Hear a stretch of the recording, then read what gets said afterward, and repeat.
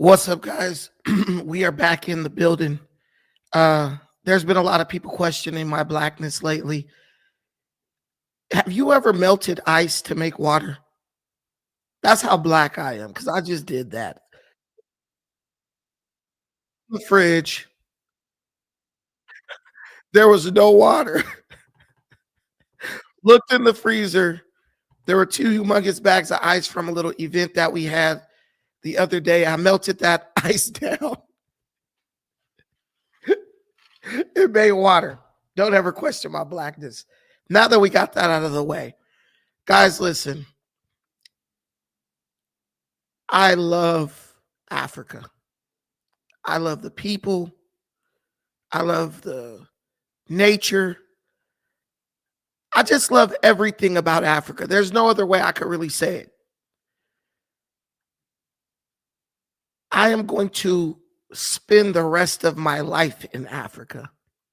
I'm working on that every single day. I've invested in Africa in more ways than you will ever know. You only know what's going on as far as what I present to you on YouTube. But trust me, in the next couple of years, you guys are going to find out a whole lot, a lot. And I hope you're here for the journey. But what I'm not going to do, I'm not going to sit idly by and watch my African dream and the African dream of billions of other diasporans and continental Africans destroyed by hypocrisy. I cannot do it. Some people can sit up on the internet. They can profit from ignorance. They can sit up and let you rally behind ignorant ideas and nonsensical opinions and ideologies.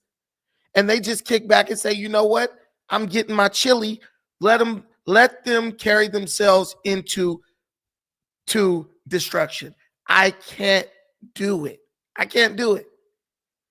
And what I'm also not going to allow to happen is for diaspora wars to erupt after I risked my life on this platform. I've been sued behind this shit. I've had people threaten my life behind this. I'm not about to let diaspora wars erupt and destroy what we've worked so hard for the past 10 years to build. I've watched Buy Black movement start and crumble because of internal stupidity among Black Americans. I've watched the Year of Return begin and crumble because of internal fighting among continental Africans and external fighting between continental Africans and African diasporans. Yet here we are. Out of every movement that has been started, Pan-Africanism remains, and we are still moving strong. Who are the ones creating businesses and opportunities in Africa? Who are the ones welcoming those people in and facilitating us creating businesses and opportunities in Africa? I'm not about to allow a bunch of lazy ass do nothing Black Americans and continental Africans who have left Africa, come into the Western Hemisphere, got comfortable, so now they play armchair quarterback like they're the authorities on Africa, dictating who and who is not allowed or who is not verified or valid in what they're doing or pursuing on the continent. I'm not letting that happen. So if it calls for me to lose every last viewer, subscriber, talk to 10 people every single night, I don't care, because I understand what's at stake here. And what we got right now is, in my opinion, it's a recipe for disaster. It is a recipe for diaspora war. While we are allowing one Black man to be vilified, while another Black man is praised, simply because a group of lazy ass Africans don't want to go back to the continent and do the work.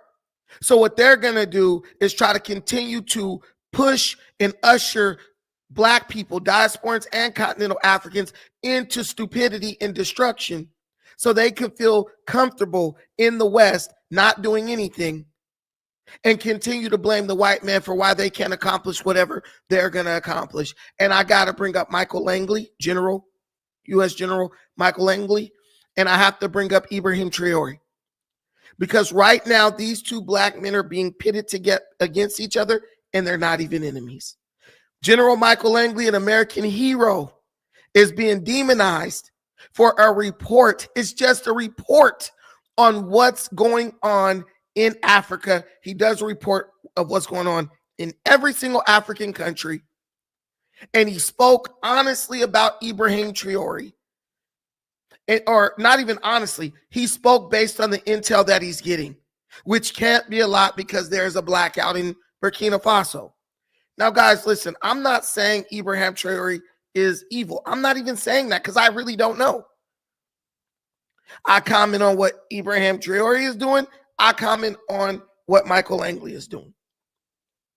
I look at the results of both. As far as Ibrahim Traore is concerned, we don't really have a lot of information. We don't really have a lot of results yet. We're waiting and see. We got to wait and see. And I'm encouraging people to do that before they throw all their freaking support behind that situation.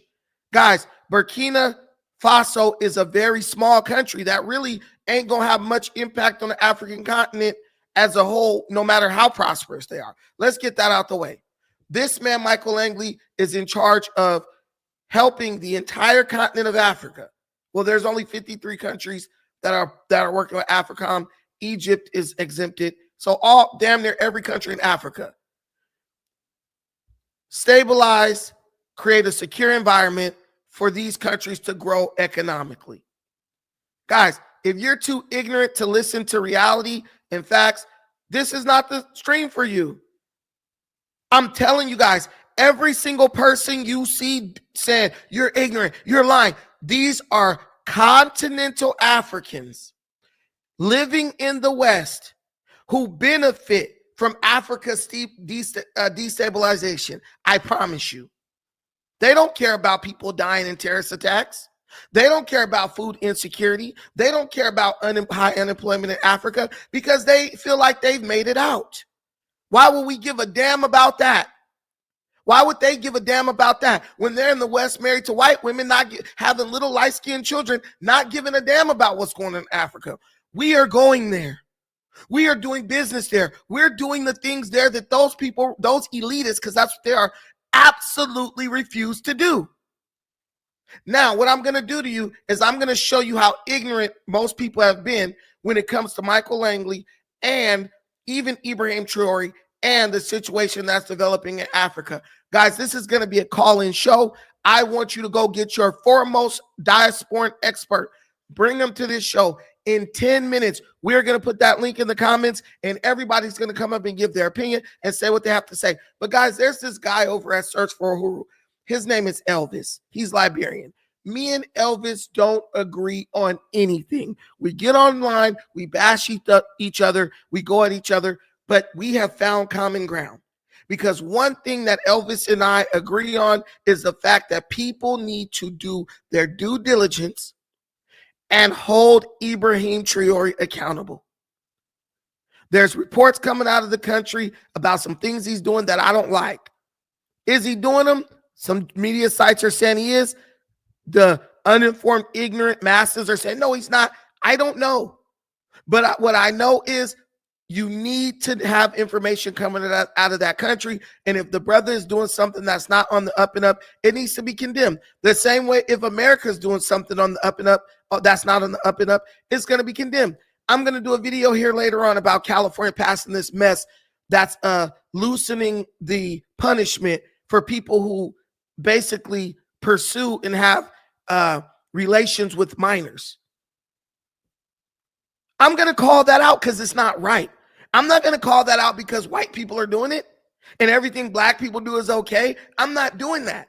Because the one thing about Africa that keeps me fighting for Africa is the fact that one day I'm going to live there. And when I do move there, I need a situation that is sustainable. I need a situation where I can be safe. My family can be safe. I can have more children and those children be safe. So I am fighting for every last Black person on the planet, especially Black people who have an Africa plan. That is why my organization is called Our Africa Plan. And I'm not about to send people into a bad situation because you guys want to fall in love with Ibrahim Traore if he's doing things that he shouldn't be doing. I'm sorry. You don't got to watch. But I want to show you this video from Afro Think Tank. Now, if I say Michael Langley is an American hero, I'm a coon, I'm an agent, I'm a bootlicker, I'm this, I'm that. But I'm going to show you your own hypocrisy because Afro Think Tank is saying the same damn thing. And he's drawing a line in the sand saying he's not going to, as a United States Marine, he's drawn a line in the sand saying he's not going to allow you to criticize Michael Langley or demonize Michael Langley. Michael Langley is a Black man just as much as Ibrahim Traore. We're not about to start this shit.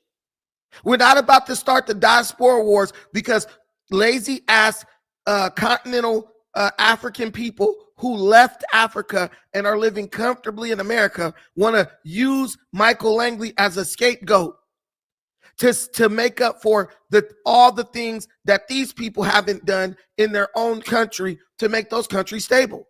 You're not about to take the fact that you guys are doing tribalism, electing corrupt leaders, and all that. You're not about to dismiss that by putting all your problems on Michael Langley. He ain't the cause.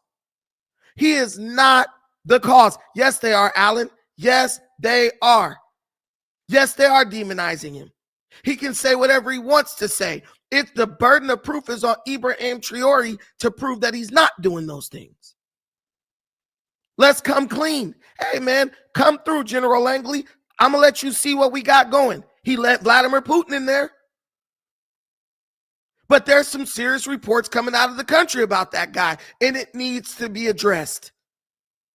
Because I'm not about to apologize and justify human rights violations and suffering just because I want to be a cheerleader behind the Black Messiah. You guys are wise enough to know that the Black Messiah shit ain't real.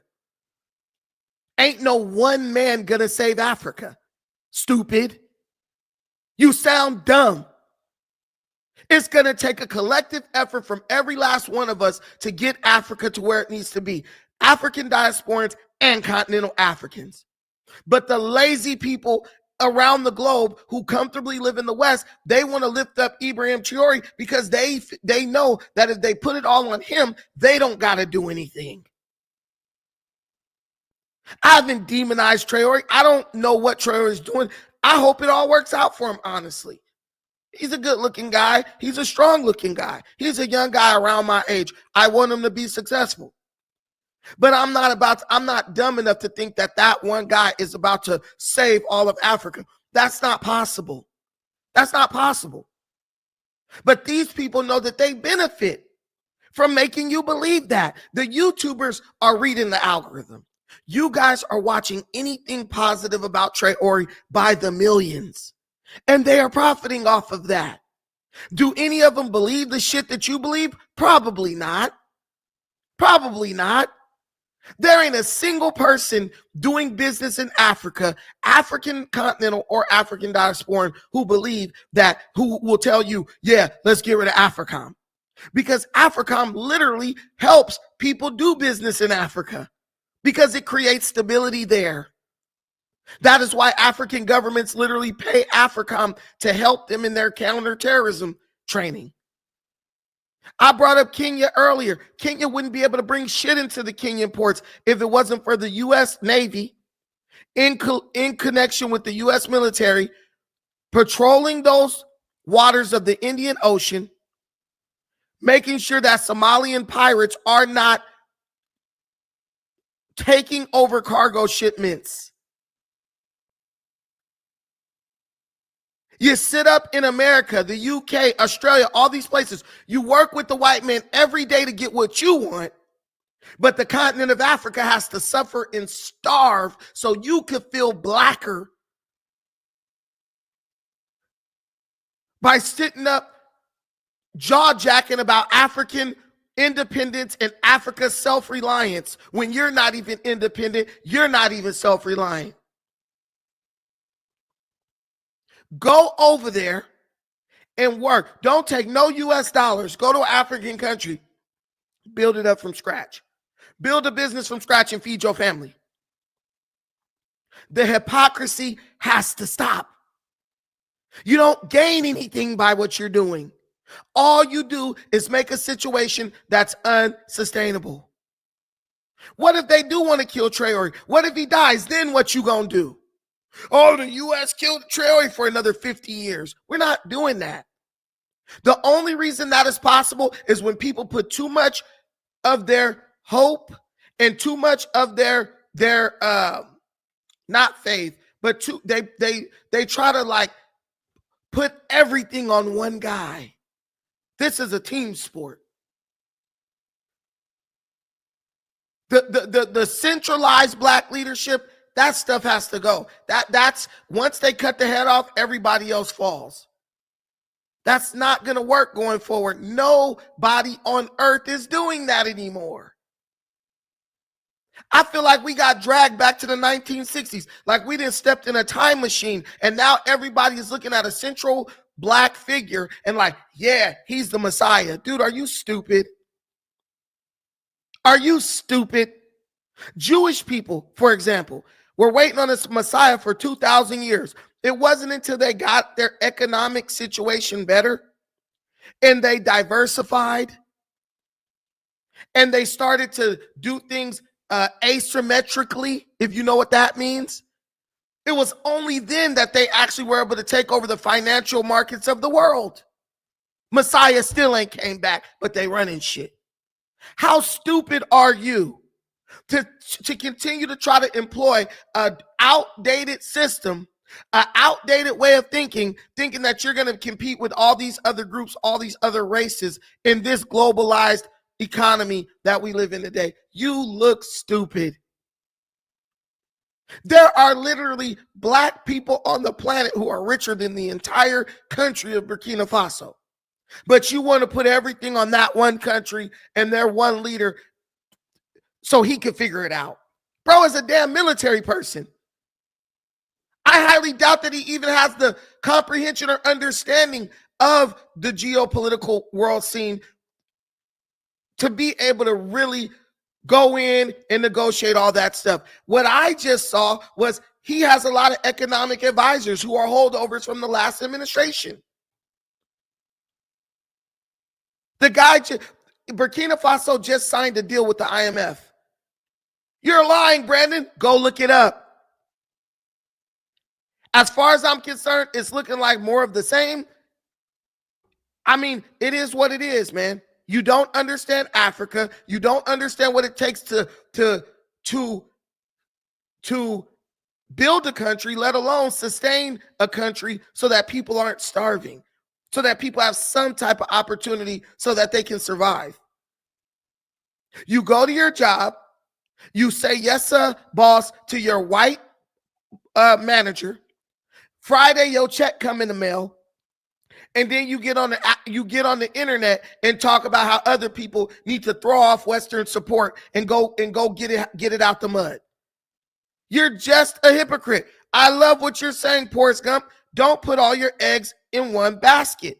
Support all of Africa. That's all I'm saying. It's like black people who throw off their blackness trying to become Native American. Bro, why would you, of all the things you could become, why would you go to the least of everybody? Native Americans ain't holding no weight in America. If you want to be something, I at least respect the Hebrew Israelites. At least they try to identify with some people that's doing more than black folks is doing. Or even black people try to act white because at least they're trying to identify with the dominant group in our country. Now you just a damn fool if you out here trying to be a Cherokee and go live on a reservation. You just look stupid. And if you're going to put that weight on one of the smallest countries in Africa, population wise, with one of the poorest economies in Africa, you just look dumb at the end of the day. I'm sorry. There's no other way for me to say this, but I'm going to show you the hypocrisy that we're dealing with in these Pan-African streets. I'm going to show you the hypocrisy that we're dealing with, because Afro's think tank, even though bro be crazy, every now and then bro just has to come clean. And I don't understand why you're not paying attention to the times when bro comes clean and saying like, yo, look, we can play around in La La Land, but at some point the rubber meets the road and we got to get down to business. Y'all watch Sinners? Y'all watch Sinners? Why y'all didn't take that message from Sinners about doing business? The Smokestack Twins was about business. They wasn't about all that bullshit that Negroes like jaw jacking and singing and feet dragging and flower bringing over. They was like, no, money talks, bullshit walk. They showed up in their old city with a stack of money and every door was open to them. And that's the way you need to go back into Africa. You need to have like a reverse Mansa Musa effect. We going in with money. And when you walk in with money, every single door is going to be open to you. Not sitting up, your bank account bigger than damn near 99% of the people in Africa, but you waiting on them to come save you. You look stupid. You look stupid. Yes, they are, Alan. You're going to get an opportunity to criticize me. Let me play this thing from Afro Think Tank. What's going on, everybody? This is Afro Think Tank. Today, I want to talk about how it's time for the black man and the black woman to make a choice, guys. And, you know, it's been on my mind for the last, I say week or two, ever since the 4-star Marine general said what he said in Congress. Now, being a United States Marine combat action veteran, I respect the General Langley. General Langley is let me tell you something. General Langley is a living legend. And right now he's being unfairly judged for statements that I 100% guarantee you was not written by him, but was written for him to say, right? Because that's the job, right? He was purposely being used, right, as a weapon against black people, because white supremacy always uses a black person against other black people. Now, General Langley is about to retire here in a little bit. He's had a legendary, prestigious career where he's done a lot for black people that you don't know about, and he's done a lot for African countries to prepare them for the future warfare that you don't know about and can't appreciate, because right now. Now let's examine what he said. He said General Langley has done a lot to prepare African countries for the future. Do you realize some of the African countries that have like fighter jets, helicopters, certain weapons that are modern weapons? Do you realize a lot of that stuff got approved by General Langley? Do you realize he literally has to sign off on that shit if Kenya is going to get a new age fighter jet?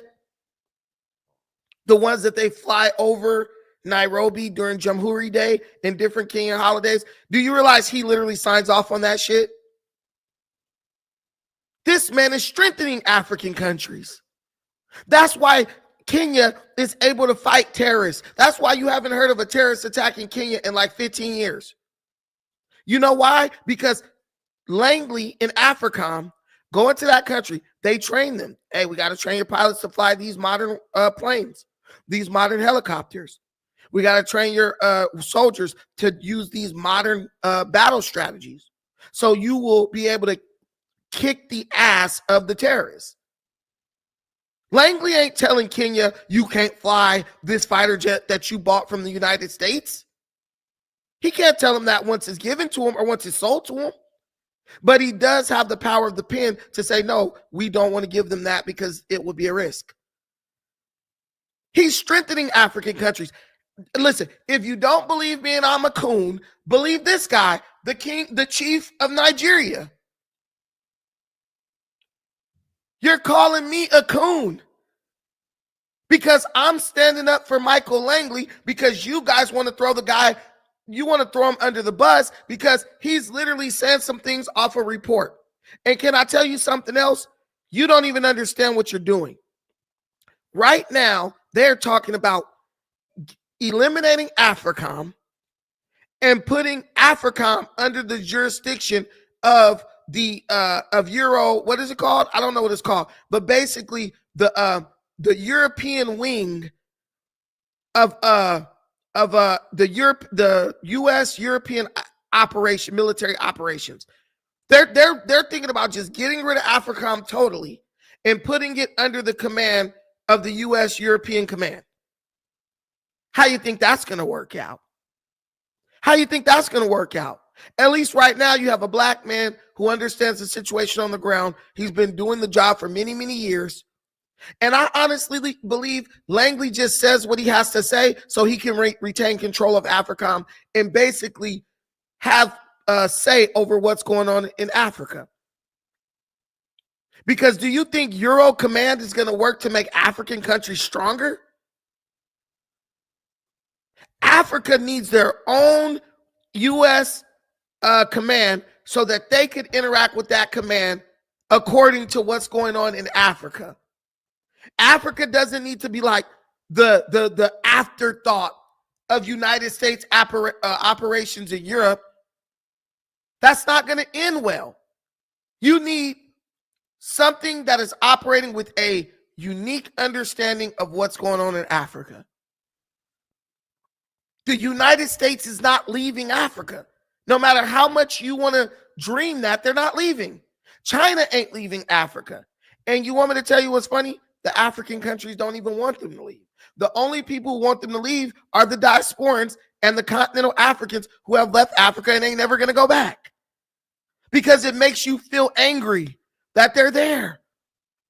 But I promise you, my friend who just opened a hotel in Lamu, a city on the border of Kenya where you couldn't even go because Somalis were kidnapping people, Somali terrorists and Somali pirates was kidnapping people up out of there, holding them for ransom. I bet you he's happy that AFRICOM is in Kenya because they opened up Lamu. They got Lamu to the point where it's secure now. Now you can do business there.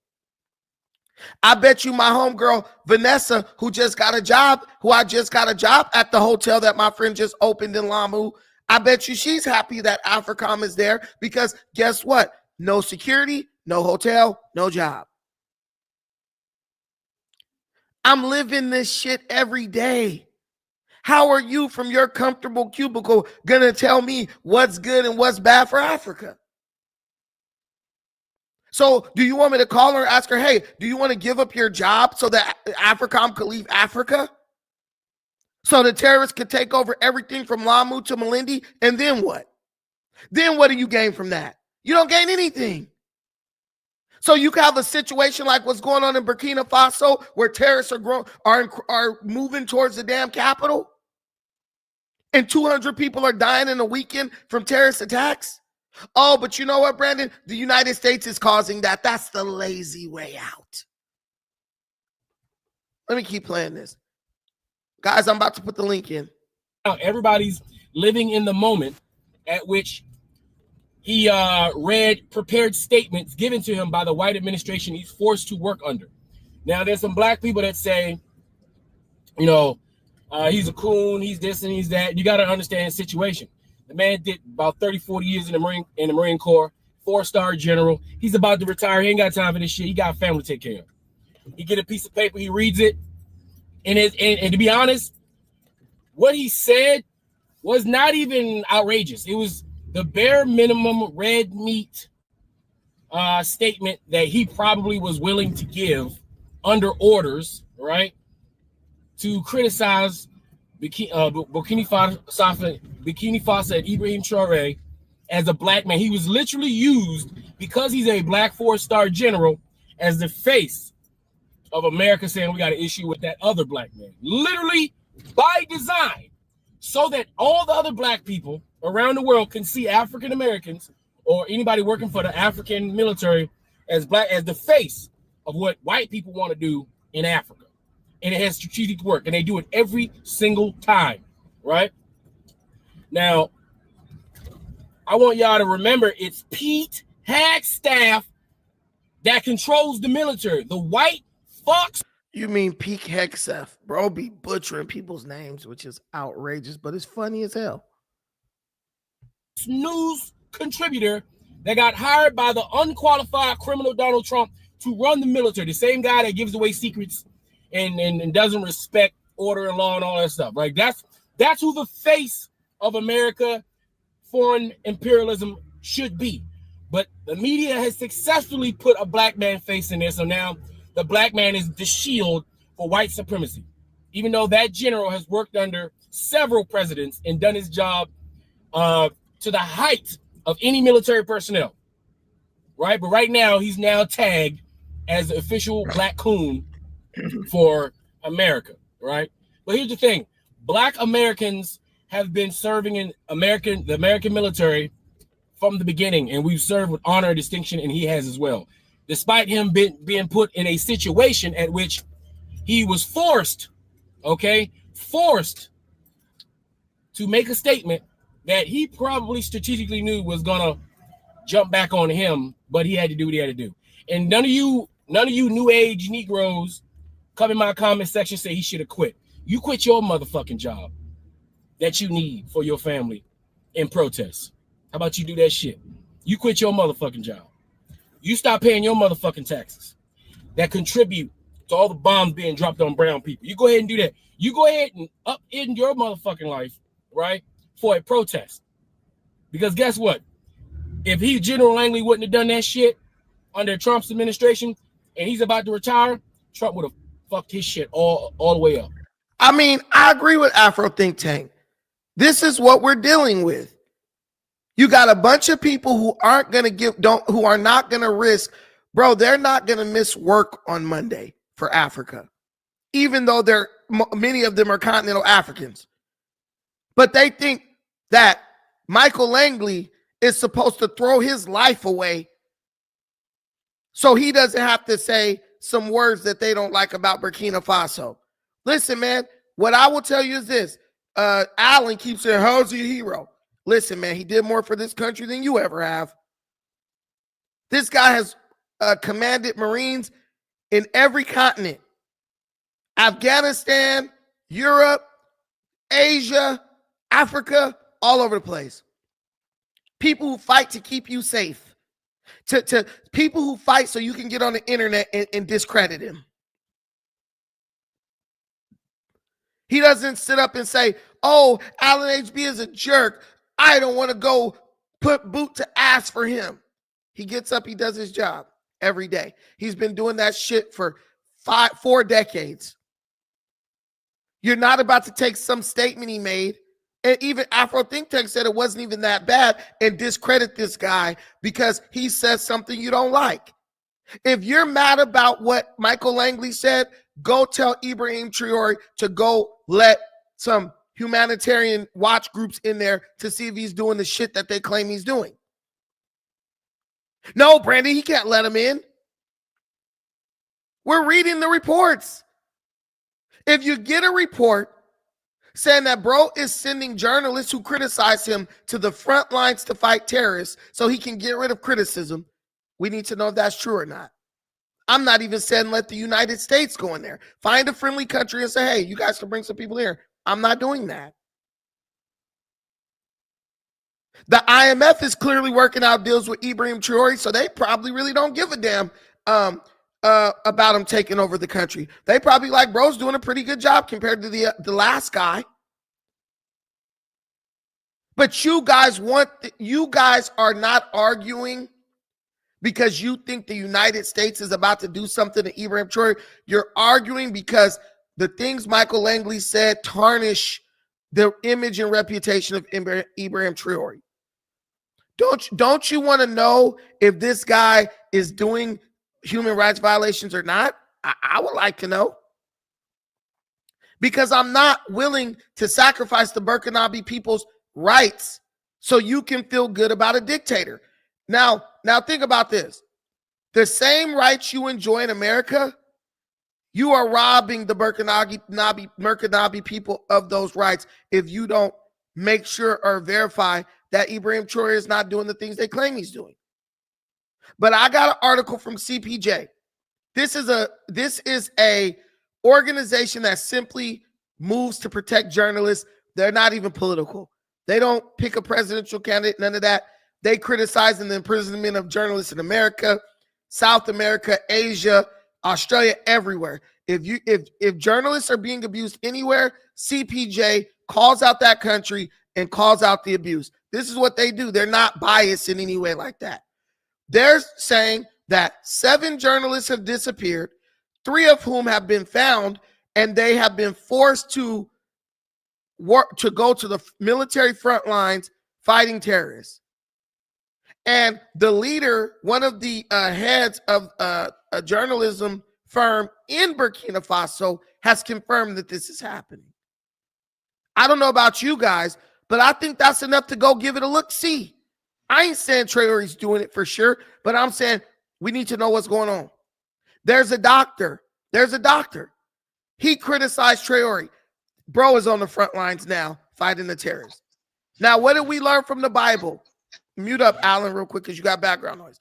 What did we learn from the Bible? What did King David do to Uriah when he slept with Uriah's wife, Bathsheba, and got her pregnant? He sent him to fight in the front lines, right? He sent him to fight on the front lines. Hold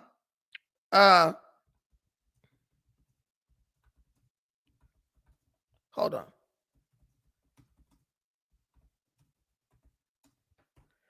If you look at the movie The Man in the Iron Mask, one of my favorite movies. I don't know why I love that movie so much.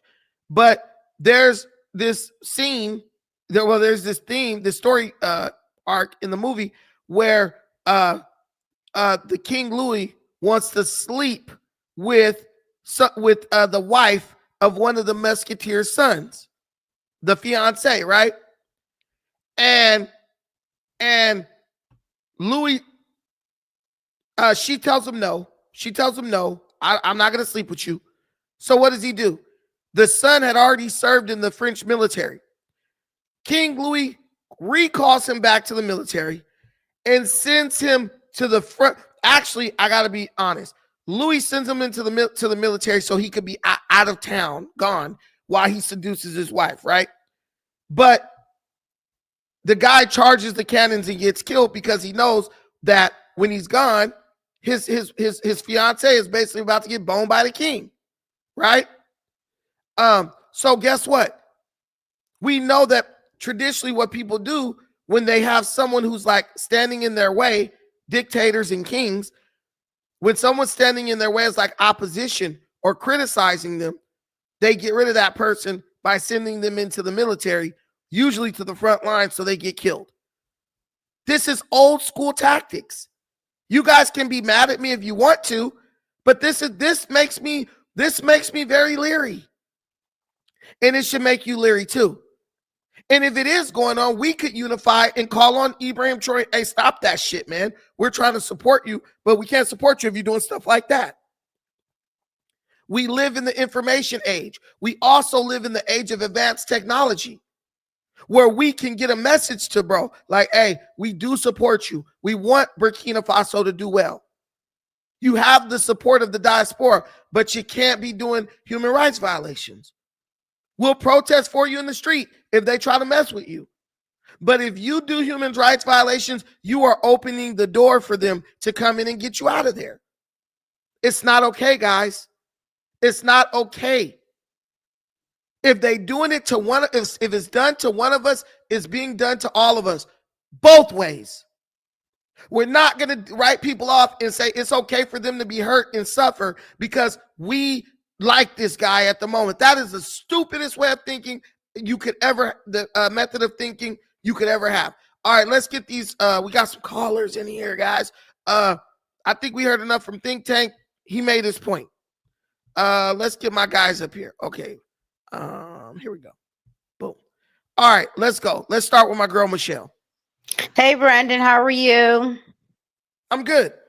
Yeah, good topic today. Good topic. I always appreciate your your marginalized perspective, but here we go.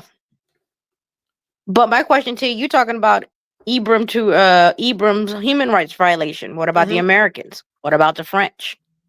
What about them? So you're saying that, okay, so if Ibrahim's human rights violation is okay, then Americans are okay.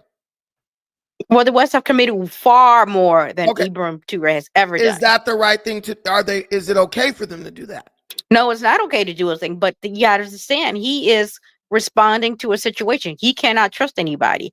You know, one wrong move, that's his life. He just survived 18 assassination attempts. Okay, so because he survived 18... What about his human rights? Okay, what about the human rights of the person who he took out of power? Well, the person who took out of power was a French, from my understanding, was, you know, in place by the French. And I think Macron even insulted him one time in a conference with students. Very embarrassing. Okay, so how do we know Traore isn't a puppet of somebody? We don't know yet. We're still learning.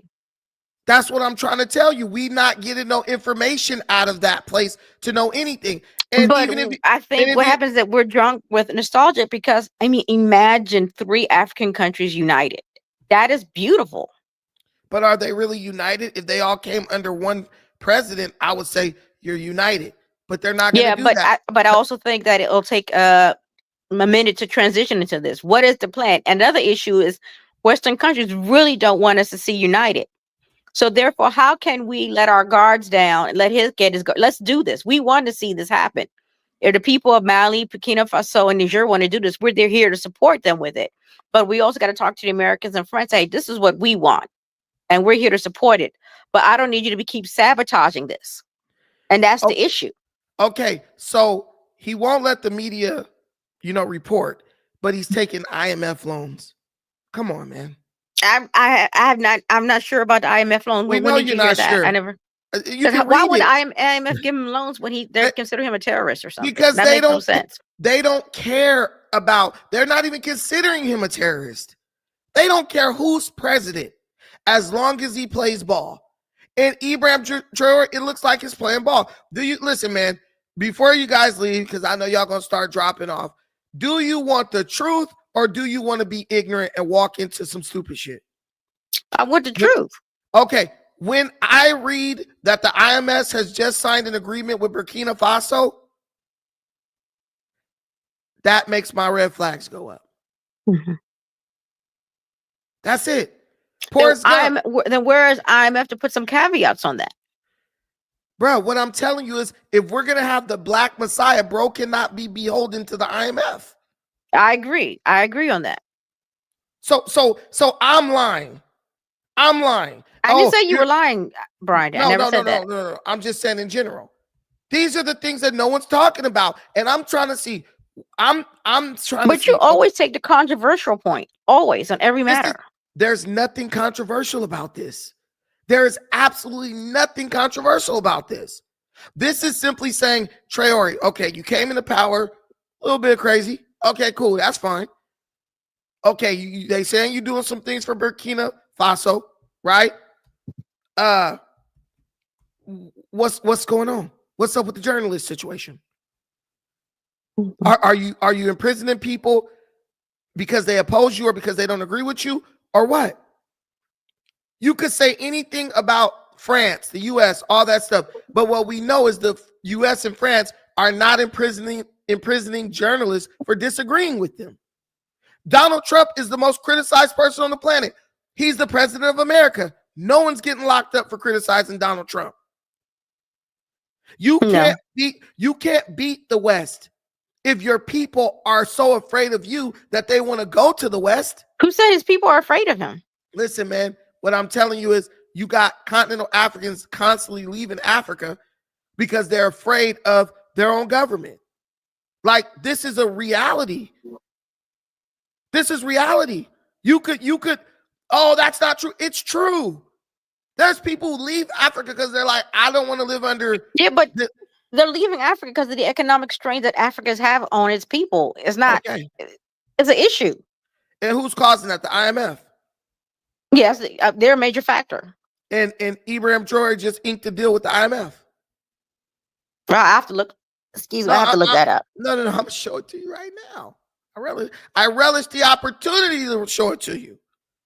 Because I'm like, is this guy the guy that all these people are telling me is? And then I look at shit like this and I'm like, ugh. As much as I want to be like, yes, he's the guy. I'm literally just like, I'm like, okay, you could be a good leader, but you might not be the Pan-African Messiah if you already in bed with the IMF. Because now I'm thinking, where's that gold gonna go? And I made a comparison to Mobutu of Congo, how he killed democratically elected Patrice Lumumba, and then he basically handed over all the minerals to foreign interests after he socialized those mineral mines. So now we know that Ibrahim Traore has socialized the mineral mines. Now he's right back in bed with the IMF. I don't like that. That stinks to me of something fishy. Whether you like it or not, it stinks to me of something fishy. Now come tell me why, shut the hell up, Brandon. What he's doing is okay. But when any other African leader does it, it's a problem. Right here, man. Can you read, Michelle? I can see it. Thank you. Oh, you saw it? April 8th. Okay, fairly recent, a few weeks ago. IMF reaches staff level agreement with Burkina Faso on the third review of extended credit facility. Bro, that's how they get you. They loan you money. And then when you got to pay it back, oh, fuck. Now they're taking over mines. Right? Because that's how they get their money back. Right, Alan? That's not necessarily how it has to go. No, here we go. I can give you historical examples, at least from my neck of the woods, my region of the world. IMF loans can go one of two ways. It can go really well if you follow the terms and if you actually are doing the building and things you're supposed to build, or it can go really bad if you don't do those things.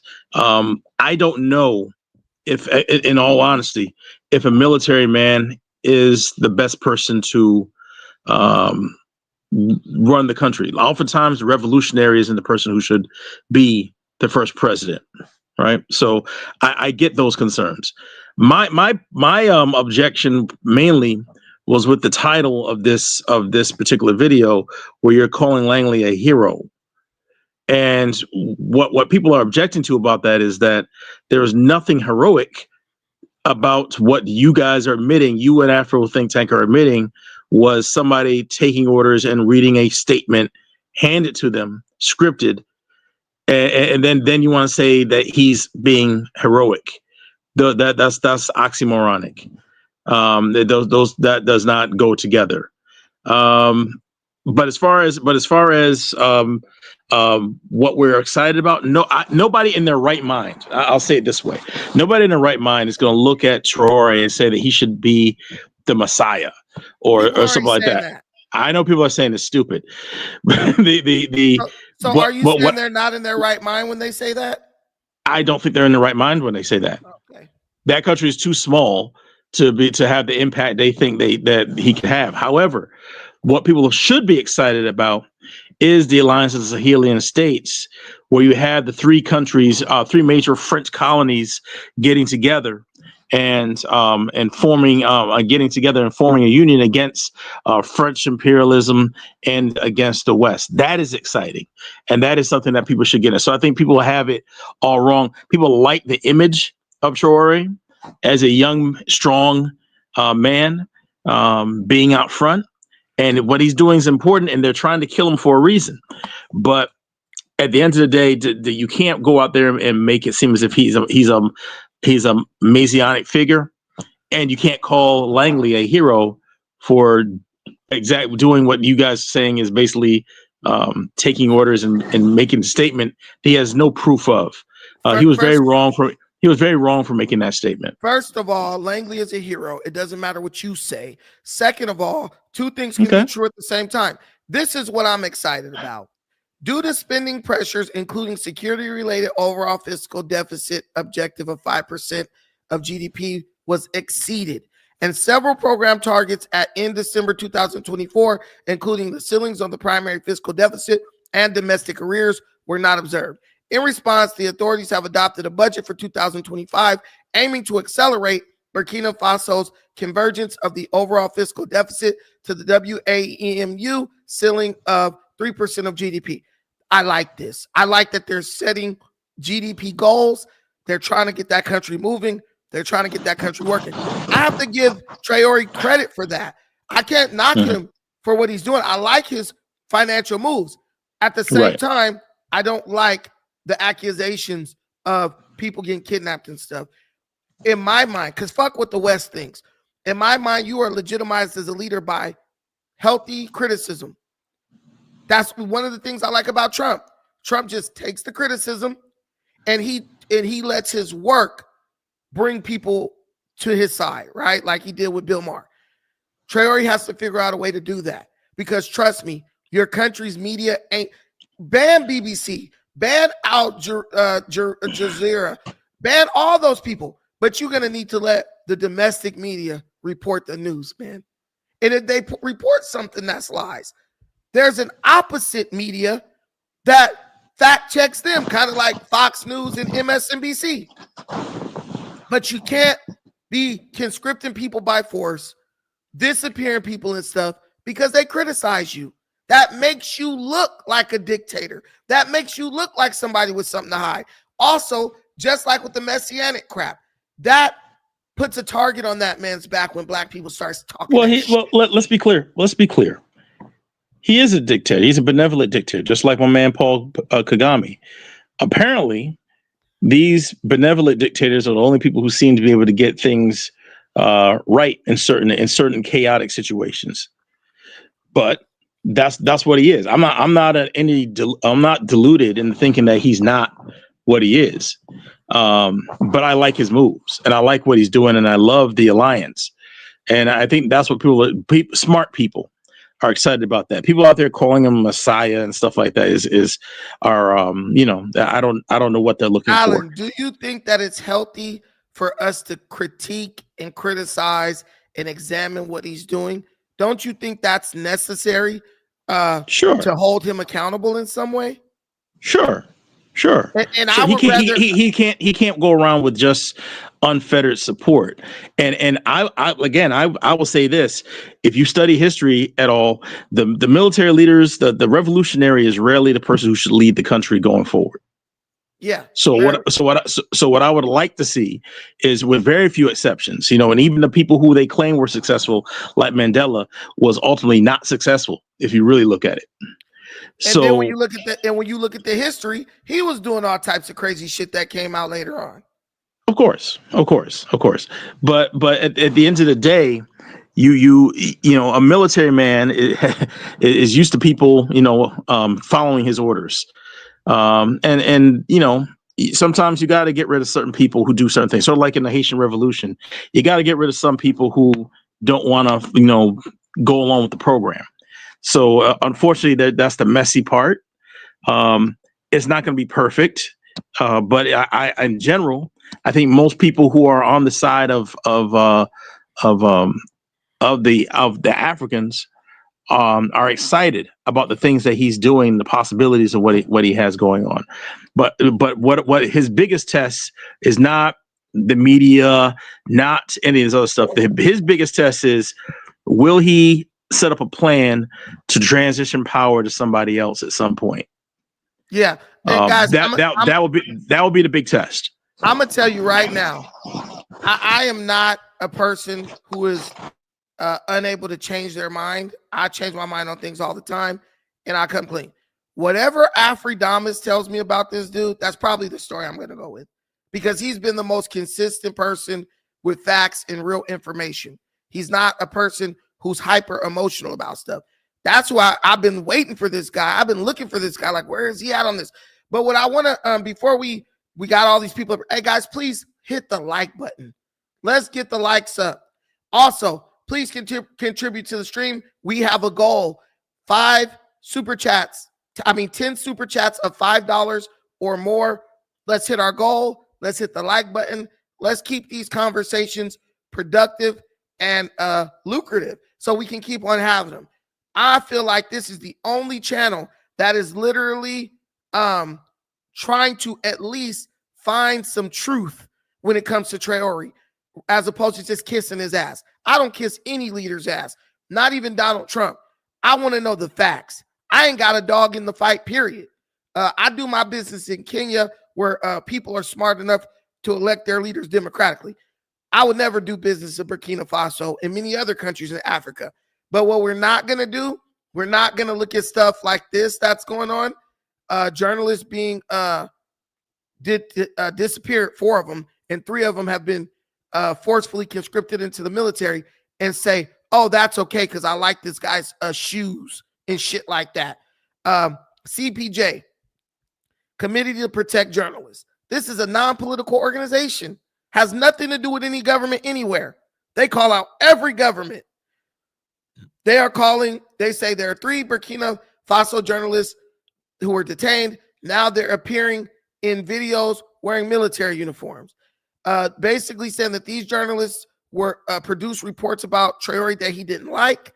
So he had them abducted, and then people didn't know where they were. And then they surfaced holding AK-47s, military weapons, on Facebook. And the guy who was like the head of the journalism in Burkina Faso has confirmed that those guys in the military uniforms are these journalists. So we're going to go around the panel. We're going to get everybody's opinion on that. We're going to start with Costa because he was the first one up. And we're going to go Costa, Bandit Nancy, Afrodamus Report, and then RF. So let's get it cracking. Go ahead, Costa. What do you think? All right. So you said you wanted my opinion on Afrodamus reporting these 3 individuals here, right? No, on your opinion on Ibrahim Traore and this report on CPJ, the Community to Protect Journalists, saying that Traore is arresting and journalists who don't speak favorably of him, and then forcing them to join the military and putting them on the front line. Oh, I completely believe that 100%, because there should be no reason why you should completely black out the media from covering any kind of story.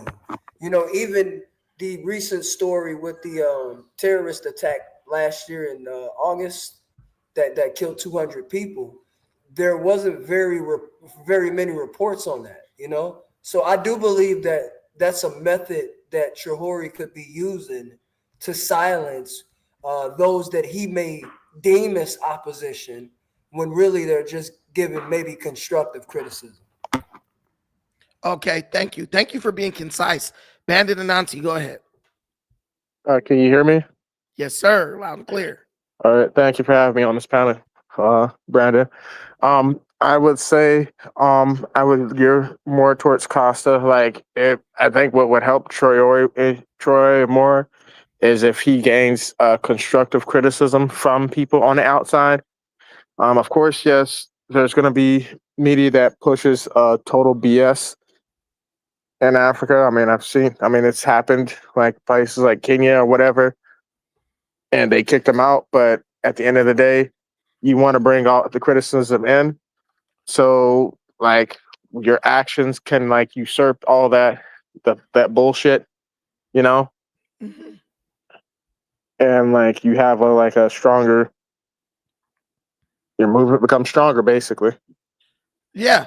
Like, why wouldn't you have that? And then you get dudes like me on your side, you're doing pretty good, because now we're going to speak up for you, not mindless people. Go ahead. You got it. Go ahead. Yeah. And then another thing I wanted to add is that about the benevolent dictatorship thing, it's a hit or miss thing, because when you look at Paul Kagame, he's running a small country. You know what I'm saying? Yeah. And what Traore did, I guess why it works a bit better for him, because he's the smallest country out of the AES. And like compared to like Niger and Mali's trying to do the same thing he's doing, but it's not working because it's such a big country with different ethnic groups that don't want the same thing. You know what I mean? Yeah. And the thing that they I guess that to me, that's going to be the downfall, especially of the AES, because they really need to learn how to adapt instead of just copy and paste the same way with the socialist idea. Because I just don't see that working. Yeah, And when it that's comes rough. to like Mali, I know this is off of I know this is like a little bit off subject. Um, I don't think socialism at all will work for Mali, especially with the benevolent dictatorship stuff. It's just too big of a country, you know, too many ethnic groups that live there. Okay, let's go.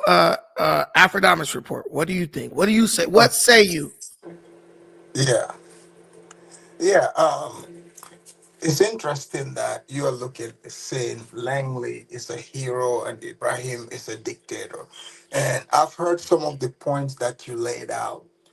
Yeah, you are applying American standard and like a stable situation. You have to remember Burkina Faso, is at war. We're talking full blown war. So therefore, when you are a leader and you stepped in to make sure you gain your territories and control the sovereignty of your nation, people are just looking at one side, but he's a military guy. You have to control the media. These medias that you're speaking of, BBC and all these people, he is correct for banning them because they spread false news. They demoralize the citizens of the nation. They try to paint him in a way that's not real. In Ukraine, Zelensky is arresting people that speak negatively of him. The Mhm. US have no problem with it. They are not showing us footages. They are killing Ukrainian soldiers in the thousands, but they are not showing it. So Damiber, the guy that he removed, he was a puppet. And you spoke about the IMF loans. Sure, I mean, Burkina Faso is a smaller country, smaller economy. At least this is the first time somebody who is showing who's a revolutionary, who, they need the loan from the IMF. The loans is not a bad thing, is what they use it towards. That is what makes it bad. All countries need loans. So at least for the first time, Burkina Faso, they are going to negotiate a loan on their own without France playing daddy over them. This is what a lot of other African nations are facing. This is good for Burkina Faso because they are fighting a terrorist group, Islamist group, we all know, orchestrated by France. So they are fighting as a country, a uniting force. If people, young men, are volunteering to go to the front line, you have other young men who present themselves as journalists. They have nothing good to say but to try to criticize what is happening in the front lines. They are young enough, it's their nation. I 100% agree that you send them to the front lines. Here in America, we have selective service. Mhm. Selective service during time of war, you can be drafted. Burkina Faso is no different. If you got so much to say when other young men are in the front line, defending the sovereignty of their nation, then you need to join them. There's no nefarious thing behind it. And, he's not going out there kidnapping people. Like, I have checked into this. You know, um, in fact, if you look back at people that they call dictators that, did coups back in the days in Africa, it's completely different. But, he cannot, just to satisfy the curiosity of people in a free world, they are not facing any wars, to just allow information, whoever to come, information going in and out. They don't have time for that. They are in building mode. A lot of the arguments you're making, the Messiah stuff, this is just fans putting this on him because they admire him. He's never called himself these things. He's never said, he doesn't need the IMF loans and all these things. This is how the world runs. The IMF loan, he's going to put it to good use, and And the previous leaders they had, whereby the resources of Burkina Faso, because look at it, Langley, they want to arrest this man because they said he's using the gold to secure himself. Right. I understand what he was reporting there, what he was being questioned, but most people don't understand they are being emotional. These countries, our countries in Africa, we are corporations.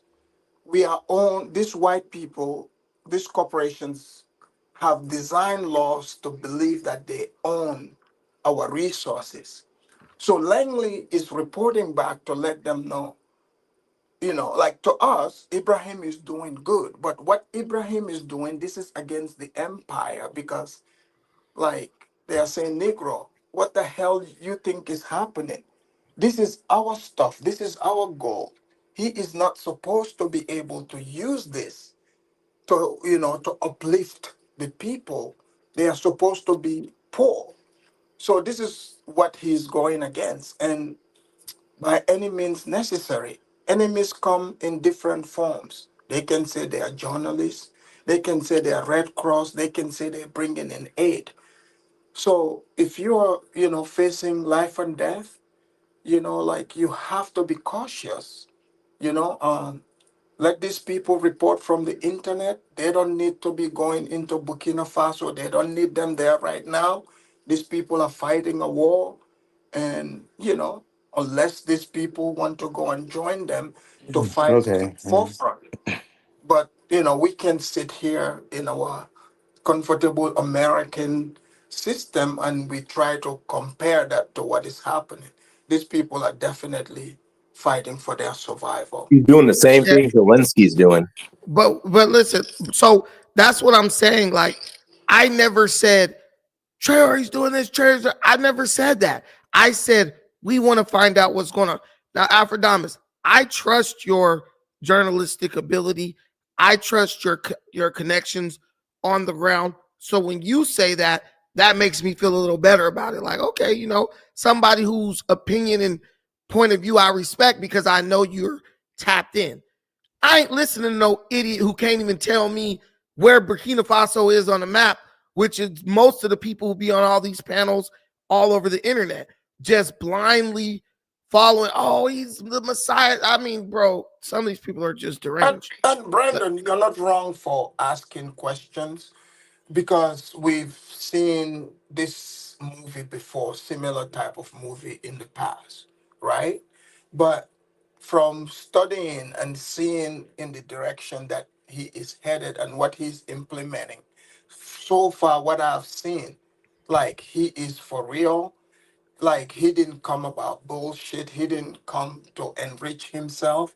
That's why he even kicked that Damiba out because Damiba was a full blown coon.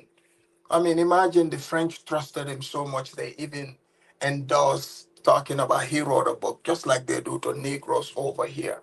People have to remember it's the same type of political system, but the difference is, like this is African countries. They have to allow Africans to be in the corporations. But sometimes, like there are people, there's Negroes that show up in the system they were not anticipating. Like these Negroes were for real. Like they came to disrupt everything, just like Trump is doing here. Yes, you can question their motive, but I like what he's doing and I hope he succeeds because if he does, trust me, this is going to bring a huge change in West Africa because everyone is going to start pointing and be like, man, we got a lot more stuff in our ground than Burkina Faso. Why are they pulling this off? It's not Like, going to happen with a Russian collaboration. I'm sorry. He put a target on hold the hold country. on. Look, He put a Okay. target on the Can we you country. move have it to around, Wait, remember, wait, do Brandon? wait, you wait, know? we're going one at a time. Do you know? Alfredamus, 30 more seconds. Yeah, you're speaking, you're projecting because you're thinking to your relationship with white people, master and slave. It's not like that. Russia is fighting France, through Africa. So if you both got the same enemy, you know, come on, you can fight together and get the same benefit. This Okay, is what this is let me what ask you this. Russia. Can I ask This you is this? what Russia is Can I there to ask you do. this? Can I Hold ask on. you this? Does Russia have a $100 million budget for Traore I don't know what their budget is, in defense? but here's the thing. Here's what African nations lack. They like they refuse. They do not sell weapons to African nations. Yeah, they sell their Hold on, resources hold for on, hold on. protection from No, Hold no, on, no, domestic Hakeem. hold on, forces. Hakeem, hold on, hold on. Hakeem. I'm gonna They let you go. do not, right? So Traore, they are fighting a war. So instead of it makes sense, instead of them relying on some Europeans, some white people to say quote unquote defend them, you know, they are like, hey, we're gonna buy the weapon from you. The white people refuse. Russia is selling weapons to them, drones, all kind of stuff. It's not like Russia is there as their master. They are buying these things from Russia. Russia is helping them because Russia want to see France on their knees. Can I So speak now? both countries have the same, All right, can we move it interest. around? This is what Okay. they are fighting for. That Oh, nothing else. okay. Let me ask one last question. Yes or no? Do you think AFRICOM is a force for good in Africa? Yes or no? I that's a hard one to answer yes or no. I think its negativity is much more than the It's positive. good. Okay, that's fair enough. Okay, RF, go ahead. Yeah, first, I mean, I don't know how hiring Russian mercenaries is good for Africa. I don't understand that. I mean, you're just trading one power, one colonial power for another quote unquote colonial power. But also, Brandon, I want to say I don't know if I would agree with if somebody criticizes you ever so slightly that they end up on the front lines in a war. I can see if it's a draft system and they got picked in the draft. Like every male has to register at a certain age. But if you read an article and say, "Oh, these three guys said something about me," I'm gonna send them to the front line. That's a little bit too much for me. But as far as Burkina Faso, I understand to have some kind of law and order because obviously the previous leader could not restore or have law and order in that country. So you mean they got a strong man to go in there and do it. Will he ever relinquish power? I don't think so. I can't. It's hard for me to think of an African military person that has taken over that has relinquished power because one, they're too afraid to relinquish power. Next thing you know, they end up in court. They end up at the in the Hague or something like that. So they're not going to relinquish power. So I think pretty much he's dictator for life. And as far as ECOWAS and all these other African organizations, look what Rwanda is doing to the Congo. They pretty much are seizing parts of the Congo that they had to sign a minerals deal with the United States to establish security in the Congo. So they can't even get that in a situation to where, you have other African countries destabilizing other African countries and ECOWAS and other organizations are just sitting by and just letting it happen. So, it's just a lot of issues going on. But I don't know if sending three journalists to the front line is gonna, I don't know what that proves. Well, 7 disappeared. 4, nobody knows where they're at. 3 got Right. sent to the front line. But I mean, at the end of the day, let me tell you something. There's this old saying, power to the people, right? What I'm kind of feeling is like we mean that when it's us, but when it's other countries, it's like the people could be fucked over as long as it makes us feel good. That's human nature. Now, my bro Aphrodite has kind of made me a little less skeptical. So, like, I gave Traore a year when he promised those elections. I stalled him out. Okay, I'm willing to stall him out again, but I just want to know. I want the record to show that hey, we did maintain a level of suspicious awareness. We did try to the best we can investigate this guy. Someone did call attention to the claims or accusations that were made against him. But what I want people to stop doing, right? I'm gonna let my boy Hakeem go as long as he wants. I want you guys to stop making up lies to justify Traore. Because Trump ain't started no wars up in Africa.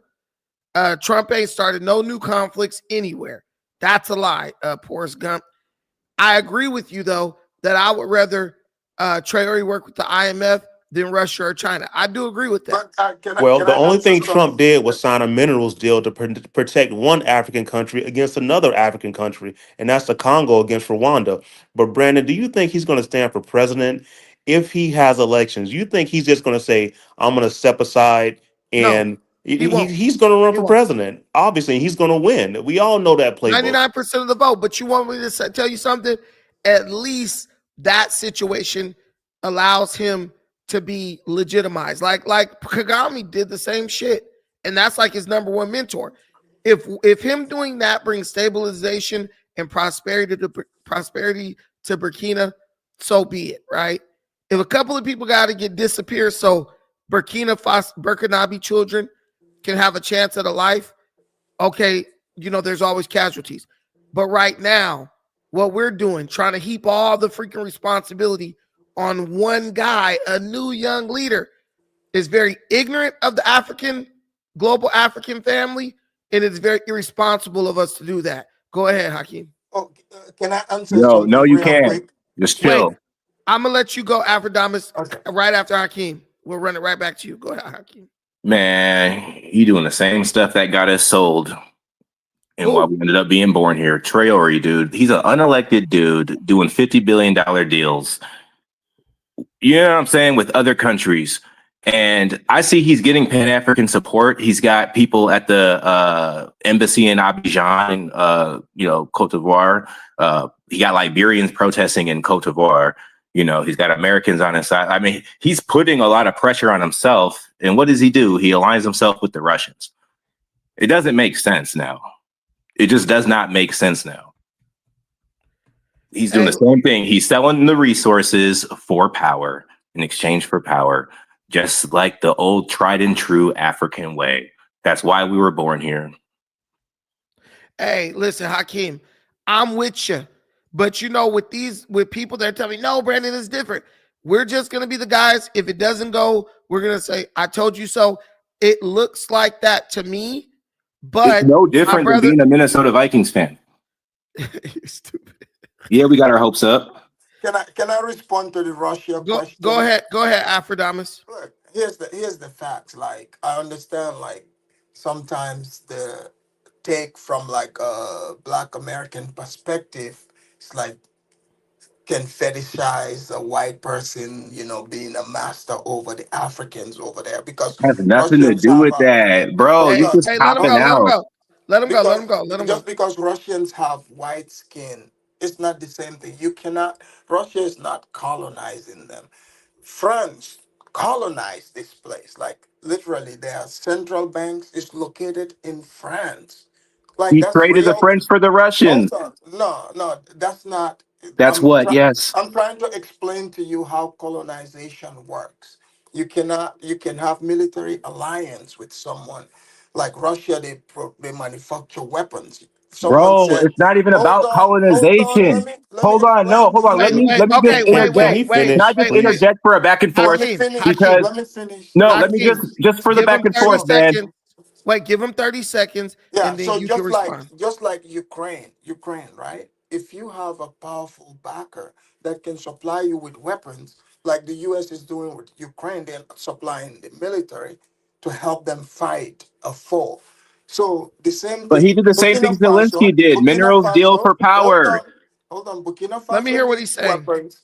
They need weapons, right? They don't make weapons. So France is not giving this to them. France is saying, let us stay there and fight these people for you. They say, no. We want to fight them ourselves. We are the Burkinabes. We want to fight. Sell us the weapons. They don't want to. Russia wants France to go down their knees. They are helping Burkina Faso. They are selling these weapons to them. It's not like it's Russians in the front line. This is Burkinabes, their own army fighting. They just buy weapons from Russia. It doesn't take That's it. colonialism No, that's not how it, colonialism it works. doesn't Okay, take Aphrodite, let colonialism. Hakeem go. Wait, It Russia does not take cannot negotiate. colonialism to one see mic. this behavior. It One doesn't mic, take guys. it doesn't take colonialism to see this behavior exhibited by these African countries throughout the centuries and how they transition power. Bro, they like you call it colonization, but these people are using the white folks to finance their power. That's all it is, man. This guy is not elected. He's got Pan-African support, yet he's not taking this opportunity to hold an election. Why not? Come on, man. Like, it's the same Because they are thing at going war. on. They Like, are at just war. stop. The They thing are that, at war. Well, to be the, fair, I don't know if the conditions are right for a Yeah. full-fledged yeah, election in Burkina Look, I Faso, think it's but I think it's um, too early for an election, but yeah. he was promising elections. He spoke a little bit too soon. But after, I mean, he's fighting a war against the jihadists. From what the reports are saying, they're not winning. So I don't know if those No, reports are true or but not. Brandon, you have to remember what they are using. War is not only in the front lines, propaganda as well. These jihadists, okay, think about it. Obviously, the people, Boko Haram, all of this, these are Western, backed groups. They've been doing this for forever, Western right? groups, how they Yeah. Western groups? Hold It's on. the West's fault France, that if you they look at, hire the hold West. on, hold on. France, these people are definitely, this is a proxy of France. They raised this army up, to destabilize this place. The more it is destabilized, But to Boko make Haram them, is in Nigeria too. hold on, to make them need them. Because, think about it. Like these ragtag people, they don't have factories. Where are these jihadists getting their weapons from? Wait, they're Where probably they, buying it from the Russians. But let me no, say this real no, quick. these are not Russian weapons. Well, you don't know if they're not Russian weapons. Russia Oh, is I not. know this. Well, I mean, The reports, the the report funny thing shows is that you that. think Russia They're does this out of the kindness of their heart. yeah, Russia is everyone. not doing something I just just, because they love you Hakim, and they love Hakim, Hakim, they're Guys, Hakim, guys, we can't talk over each other. Guys, Brandon, listen. tell Hakim he's speaking in terms of love. He's applying, projecting like Black No, I don't. No, American, no, No, to be white fair, African, expertise. African Hold on. something White in terms guys, of we expertise that. can't. is Guys, we dude, can't hold on. talk Let at me the just same make this time. statement. White expertise has been a long-standing import of African nations. So stop blaming Europeans, trying to say they're always on the offensive. They're brought in half the damn time, man. I'm Hey, not blaming let me anyone. say this. Let me say this about Boko Haram. I don't buy the French put Boko Haram in Burkina Faso to destabilize because AFRICOM is in Nigeria. Boko Haram is in Nigeria. AFRICOM is helping Nigerian government fight Boko Haram. That wouldn't make any sense for the French to be funding Boko Haram, the United States fighting, helping Nigeria fight against Boko Haram, but the French are getting kicked out of Burkina Faso. If the French had exactly. put Boko Haram in Burkina Faso, and then the French would be employed in Burkina Faso and Nigeria to help fight Boko Haram. You guys, the West is not funding terrorist organizations to So Brandon, destabilize. Wait. Well, I would say the United States Guys, is. wait a minute. Listen 1 second. The West stands to gain more money by developing mineral rights deals with these African nations than they do getting paid pennies to help these African nations fight terrorism. If you are a businessman, you understand that that business model is totally asinine when they but could sign a mineral deal with Congo. If that's the case, why isn't the United States sending terrorists into Congo, a country that's way more resource rich than okay, any of these Brandon, places? let me tell you this. Okay, WM Mufasa, don't when go you hear anywhere. Congo, when you hear about Congo, right? If you look at it, Congo is not like the whole country is what is destabilized. That's not what it is. It is Eastern Congo where the minerals are. So it makes sense to destabilize the place because it's cheaper to get the minerals. You can get them for free when you destabilize it. If they have a stable government who can control this area, then these people are going to be charged for it. So therefore, what they do is they continue to destabilize it, so that these African leaders can depend on them. So these It African makes it nations makes never them it makes suspect them foreign it makes interference. them. Let me finish. It makes to weaken them. So the fallacy to say that, oh no, why would these people destabilize it? Of course, it's in their benefit to do that because they get this stuff for free. The arm dealers get to sell their weapons. Brandon, do you want to tell me that, like, you believe, forerunners with mounted, with mounted, you know, um, weapons on them, automatic weapons, they just appeared in the desert, just out of the blue. There's no No, factory around there. They just lined them up and they were like, oh, these people stole it. Where did Wait a they minute. steal this Russia from? was the biggest seller. They had a guy that we just released out of Hold prison who on. was selling But arms in but Russia what I'm saying, in Africa. He was the biggest arms dealer to look, terrorists in look, Africa. look, So look, I what are don't we talking know. about here? Hold on. I don't know what is your deal with Russia. You are speaking from emotion. I'm just telling you Well, what you is. always say emotion when Hold on, somebody hold on, challenges you, hold but on. go Let me ahead. finish. Go ahead. I'm just look. I'm not speaking to say convince you or whatsoever. I'm just telling you what is. What is Right. happening right there. This is what is going on. You actually don't actually Yeah. know Have you what's ever seen going that on. movie Lord Gods of War or whatever? The biggest arms dealer to That terrorists in was. It's Africa obvious was a that Russian. it's obvious that you're talking to people that already made up their mind. They just wanna villainize that guy. That's what wait, they want to wait, do. wait, wait. No, that's not Well, that's not come true on, man. because Guys, I don't have an yesterday opinion. I need everybody to stop right now. I cut him This, slack last show. this is what I'm telling you. Guys, listen. I could write the whole shit off and say Africans just want to blame the white man for their countries not being able to get it together. I'm not even doing that. I'm listening to Afrodamus. I'm not doing what you're doing, just jumping on board while you sit in the West because you're too much of a pussy to go back to your country to build it up. Okay, I'm listening to both You sides. don't know who I am. That's So why you're. Yes, I do. Yes, I do. no, You're you don't. someone living in the. Okay, where do you live? I live in VA. Virginia, right? Correct. I The know who you West. are. I know who you are. You We don't know me though. You don't know me though. You just know I live in know Virginia. you. So You're in how the you gonna say you know military. me? You're in the military. I I am. do I know was. you. I do know you. You're not Shut the hell Nigerian up. intelligent. No. This is the thing. No. Oh man. Listen. They think that I don't remember them. I No, know no, no, you, no, no. nigga. Because I spoke I to you know you. yesterday. You're supposed to remember me. I know you. You've been watching my channel for years. So What are you talking about? I remember everybody who comes up here. no, we spoke yesterday. That's how you remember me. You used to watch my channel, IS. Yeah, I used to watch it for a while I back. Yeah. remember you. Of course. I used to call him, so you remember me. So listen, I'm not gonna change who I am to make you feel good. And No, no, who no. I am, It's not about feel good. It's about telling I'm the a truth, person man.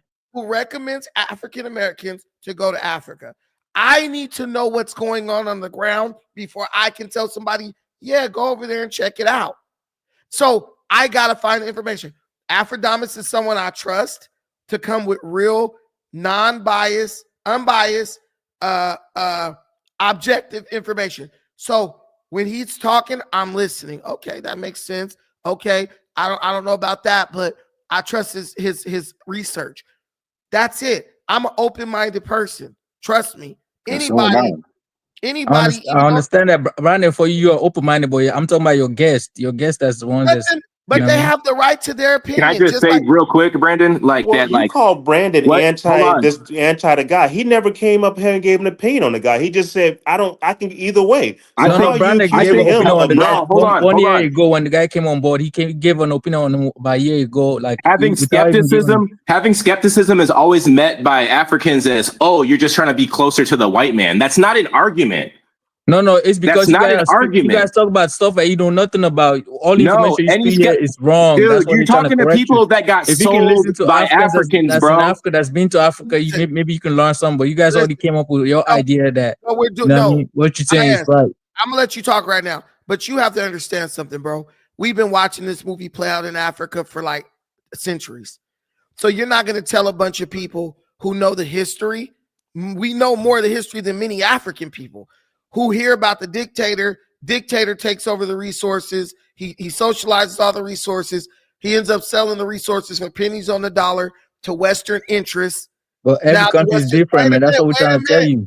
Man, wait a minute, man. Burkina Faso ain't got it right with military dictators in all this time. So it's going to take a little convincing for us to say, okay, we're going to jump behind this new iteration of the military dictator. You can't fault us for that. You got to let us get to the point where you are. Because guess what? You know how many Africans blindly trusted some dictator and then millions of people died? Happens all the time. So we're just like, we're cautious. We're like, let's see, let's find out what's going on with this guy. Right. Africa has to show it at this point. They got to show their work now. And don't have to show anything. There's no more talking. No. You don't get to say what needs to be shown, because guess what? The world is going global. We have as much right to Africa as you do, just as you got as much right to America as we do. That's fine. People got rights. We fought for you guys' rights here. You guys should fight for our rights there. And we want to go over there and do business, but we don't want to go over there and do business. And then you guys, because some of you are gullible, have us up under a dictator who's freaking killing us or stealing our shit. So it's go ahead. It's IS's turn. It's IS's turn. Go ahead. Okay, IS. Brando, everything you said, I kind of agree with some point, but most of the point you made is false, because just because you from America, you don't have to look at Africa in American lens. You got looking at Africa through the American lens that you guys have over there. You got to look at Africa through the African lens. You know what I mean? That's how you can get. But we ain't from Africa. How are we gonna look? I mean, what? Okay, we have to look at it through an African lens. How am I gonna do that? Somebody else's shoes sometimes to understand what they're going through or what's going on in the country. Like, for example, somebody said earlier that Burkina Faso never had a military coup that's successful, or somebody that's successful over there. Okay, let's look at American history first about African being in Africa. Okay, the reason why Africans don't trust America anymore is because of their history in Africa. Let's look at the Congo, who helped assassinate Patrice Lumumba. What's Rwanda doing to the Congo right now? Wait. Let me stop you. The African people don't trust America. Wait a minute. No. They don't trust America. No, wait a minute. Governments don't care. Guys, wait a minute. Okay, I know you don't care because you're in America. Guys, that's no, all. the governments don't care because they'll take their money any day. You're saying that the African people don't trust America. No, they don't. We can do a poll. Listen, man, we can go talk to African people. The African people don't trust American government. They tell you, listen, go to any stable African country where AFRICOM is. Like what? Like what country? Tell me the country. Let's use Kenya. Can he get it out, please? Let's use Kenya, for example. Man, shut up, man. I'm talking to Brandon. Don't talk hold on. It's okay. Y'all good. Just chill. We can go to Kenya, ask 50 people, do you like AFRICOM being in Kenya? Don't say no. Trust me. I've done it. I've done it. He didn't. I want to see results on that. You didn't do that. I just came from Kenya. What you talking about? I just came from there. All right. Everybody I talked to that they said they don't trust America. What you talking about? So you were bringing this conversation up. Stop lying, man. Come on. Right. Oh my goodness, man. And they don't trust America. Where does that get them? Okay, I guess they trust China. America. I guess they trust. America being there. No, I'm talking about the American government. I'm not talking about the individual person. I'm talking about the government. We can't all talk at the same time. Even Brandy yourself, you don't trust the American government. So what you talking about? What do you mean I don't trust the American government? What do you mean I don't trust America? What don't I trust their government? So what you talking about? What don't I trust about the American government? It's a lot of things you don't trust about them, because even Kenya right now, they want Ruto out of the government right now because he's working with the Western people. They don't want to work with them anymore. I don't trust the Democrat Party. I understand that Joe Biden put a battery in William Ruto's back and had him trying to pass all these ridiculous taxes. That's the Democratic Party doing that. It's not only that, they're trying to promote that GMO shit over there. That's why Donald Trump couldn't give a shit about GMOs in Kenya or Kenyan taxes or Kenya's loans. It doesn't matter, but it's the American government, right? It doesn't matter any day. It's the American government. It doesn't matter who's losing power. Listen, man, listen. You sound like a hypocrite. Let me tell you why you sound like a hypocrite. Okay, the Kenyan people want to get rid of William Ruto. That is one administration. They're not saying let's overthrow the Kenyan government. So you can understand the differences in administrations when it comes to the Kenyan government, but you can't understand the difference in administrations when it comes to America. American history. Doesn't matter who comes to power. Yes, it does. Assassinated leaders in Africa. So what you going to talk about? Okay, let me ask you a question. Let's say it doesn't matter. One administration in America, Biden, was trying to push LGBTQ trans ideology in Africa. They were sending Kamala Harris to African countries to push LGBTQ agenda. Trump's administration couldn't give a damn about LGBTQ agenda getting pushed in Africa. So how are you going to say it's all the same? If it was all the same, Trump's administration would be doing what Biden's administration. Now you're going to move the goalposts. Now you're going to move the goalposts. Go ahead. I'm not going to move it. I'm not going to move because I voted for Trump because I wanted to kill this LGBT thing out of the way. So that's one of the things I like about Trump, okay? But when it comes to policy, if it's all the same, why vote for Trump? Why vote for anybody? I'm saying because you can look at what they're doing, you know what I mean? So I don't like the LGBT they're being promoted in Africa. That's why I voted for Trump. You know, but you Biden just said they're all the same, hard. no matter who's in power. You just said, see, you're contradicting yourself. That's what he gets for not arguing in reality. That's what he gets for not arguing in reality. We have elections. Wait, he got 30 seconds. Go ahead, 30 seconds, IS. Okay, the reason I voted for Trump is because I don't like the LGBTQ stuff that they want to promote in Africa with the Democrats, and that's the reason I voted for him, because I want that shit to be out of there. That's the first thing I did. But when it comes to foreign policy on the area of getting all the African leaders trying to control African resources, it doesn't matter who comes to power. It could be the Republicans, it could be the Democrat. You guys all have the same policy for that in Africa. And one of the things too, it's like Africa. You guys are scared for Africa to advance because they know if Africa grow economically, it's gonna dampen the American or the Western economy is gonna suffer because of that. Can I say something? This guy's delusional. Why are they so focused on? Can I say something? Why are they so focused on America? All right, man, shut up, man. Because America is focused on Africa. That's all. Hey, he didn't interrupt you. Listen, all right, real quick, before you say what you got to say, I want to show you this. They don't even agree with each other. This guy, Forrest Gump, and IS was in the comments kissing each other's butt cheeks, loving on each other. Now, IS said he voted for Trump. Forrest now said all you niggas who voted for Trump are legit weirdos. This is what I'm telling you. These people are not really united. These people just hate America. So is America united? Some people voted for Trump. Some people didn't. So are they united? Everybody's gonna have different. No country is 100% united. But look at the blanket statement he made about you. He's not. It doesn't matter though. It doesn't matter. In one area he may like me, in one area he may not like me. In another area, no, he just called you a weirdo. He called you a weirdo. Like it does. He can call me a weirdo if you want to, but you know what I mean.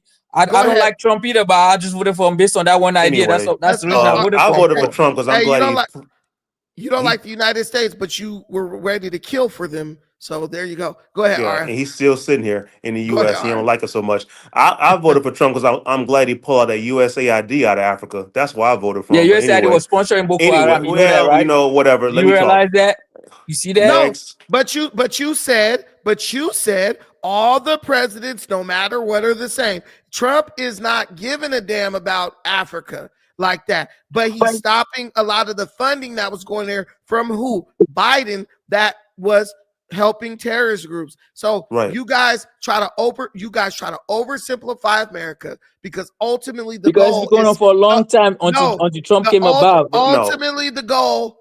Trump was already there in 2016, and then he was there in hold on. Because what they're trying to do, you guys are black people, typical. You guys are trying to lump all of your problems. You're trying to blame it all on America, and we're not going to let you do that. Go ahead. No, we're not blaming it all on America. Right. They try to blame everything. Yes, you had your chance. Go ahead, RF. Like I said, Trump isn't even focused on Africa unless it's business, minerals, some kind of minerals. He's not even in Africa like that. He ain't worried about the Indians that's going over there, the Chinese, the Arabs that are over there. He's hyper focused on the U.S.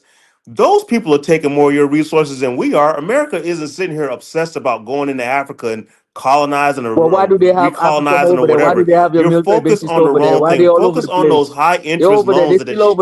Listen, man, you already talked. Be quiet. Focus on those high interest loans that the Chinese are giving you. Focus on all them Indians going over there that's owning all the businesses. Because when I was over there, all those businesses on Main Street was owned by Indians and Arabs. So why are you so focused on America?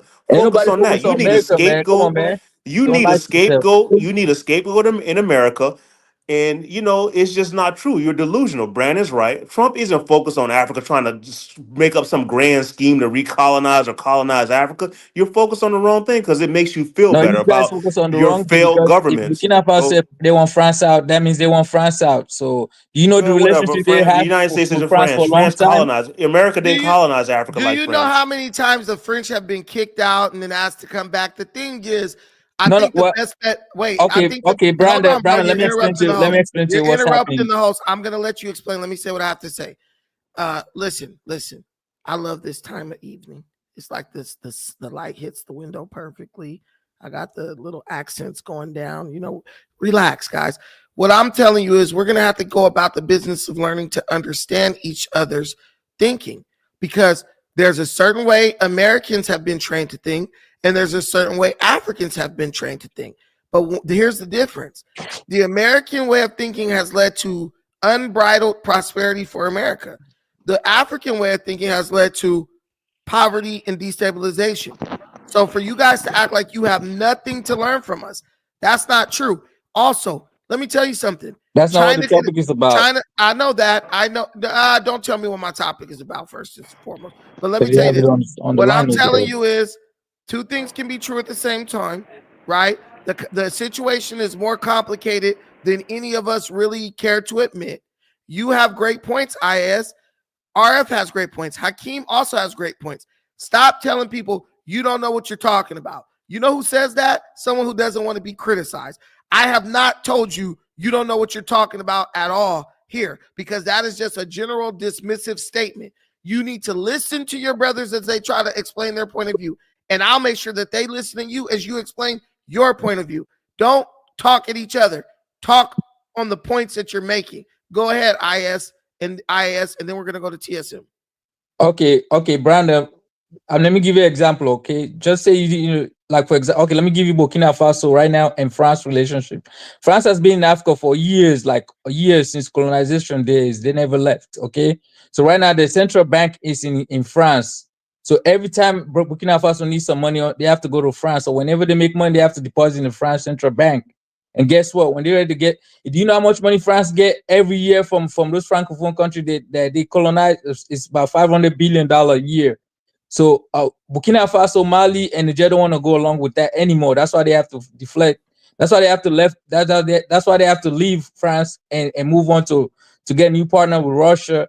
And when the incident happened back in Libya, if you remember Libya, when Obama was in the presidency, when they went over there and assassinated Gaddafi, all those terrorists over there now they're moving down to Burkina Faso, Mali, all those areas. So that's how France ended up going over there with their troops. So after that, when Burkina Faso said, "Okay, France, you've been here for 10 years, but we don't see any improvement with the terrorists, with the T group that you guys say you're fighting over here. We want to fight them ourselves. So you need to leave now, so that way we can fight our own people, our own battles."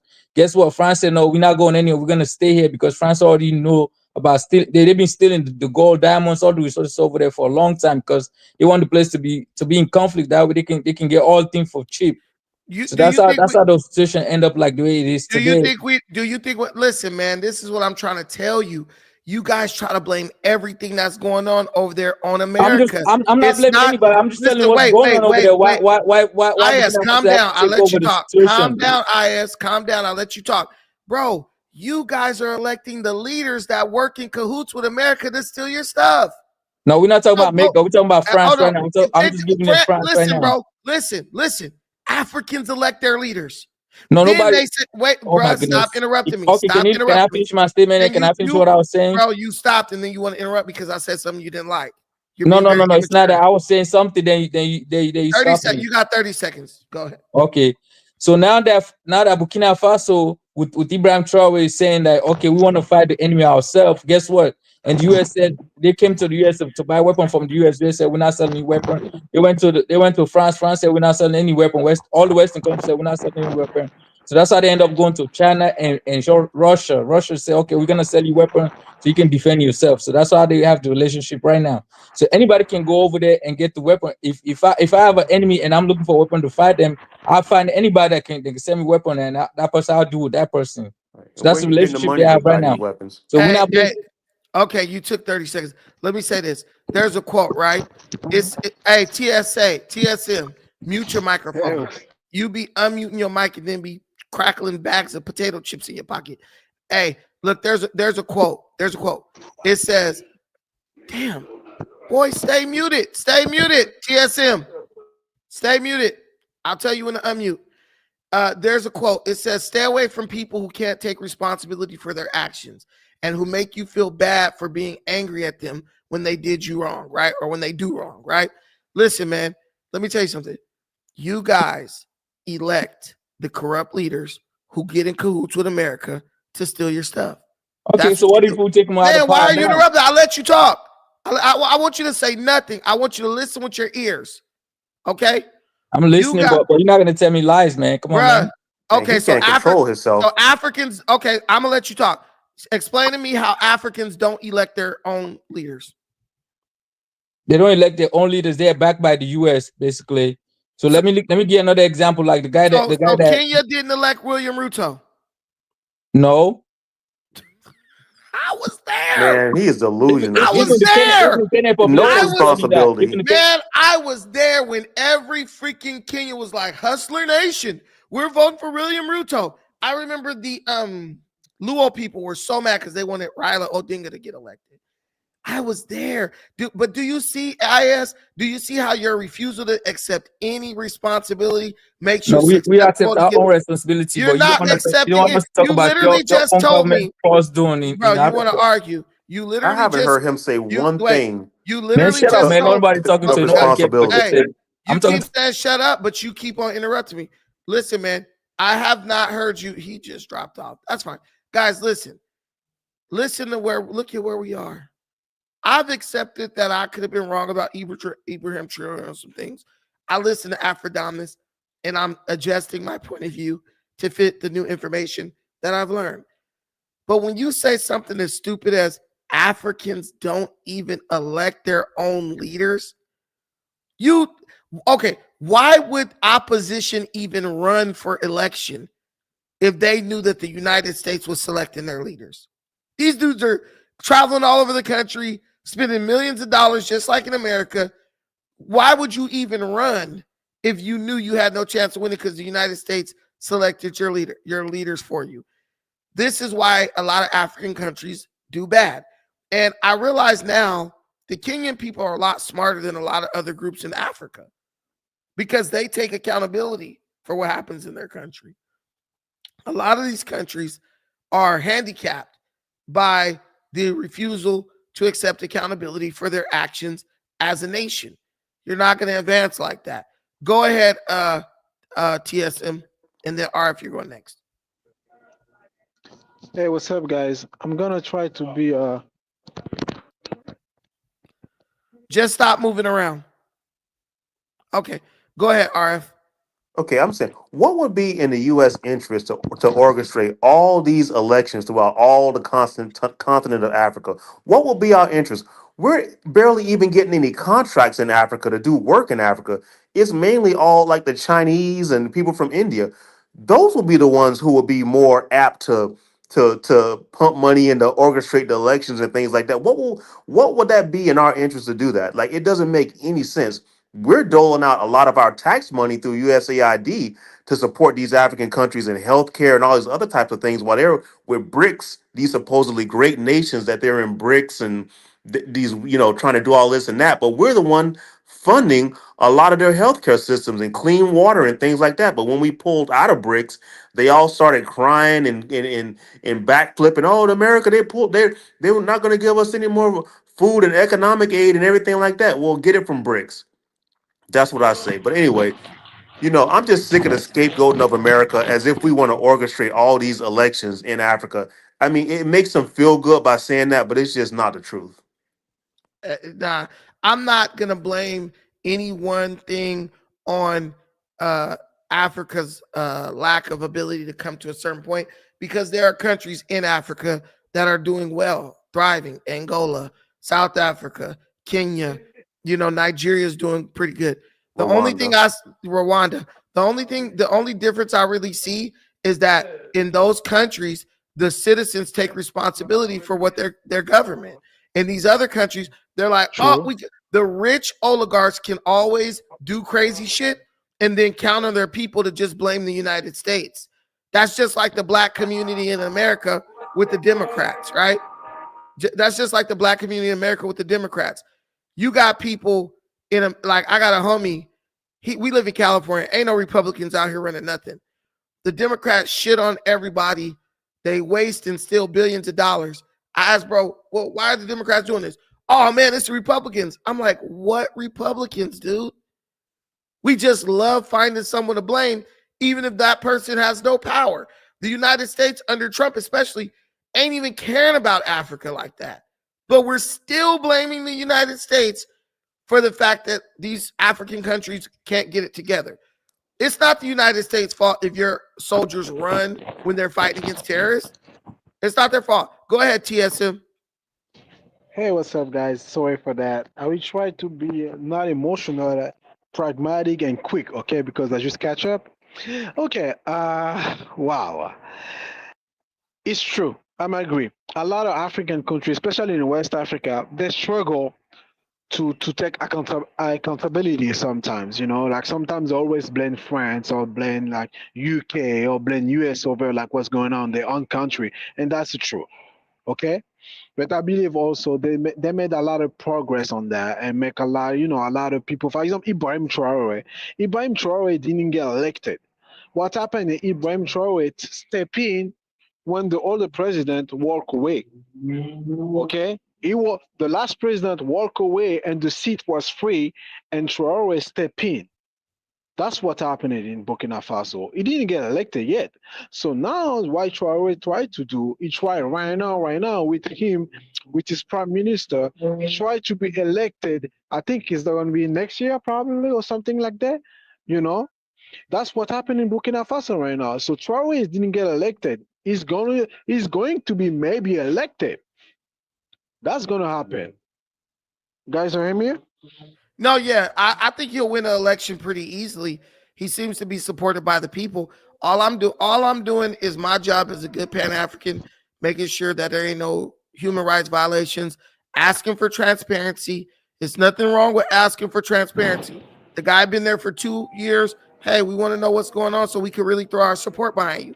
But I ain't supporting nobody who don't let me know what they're doing. I just don't. So people out here, he's the next coming to Jesus Christ and all this nonsense. Cut that shit out.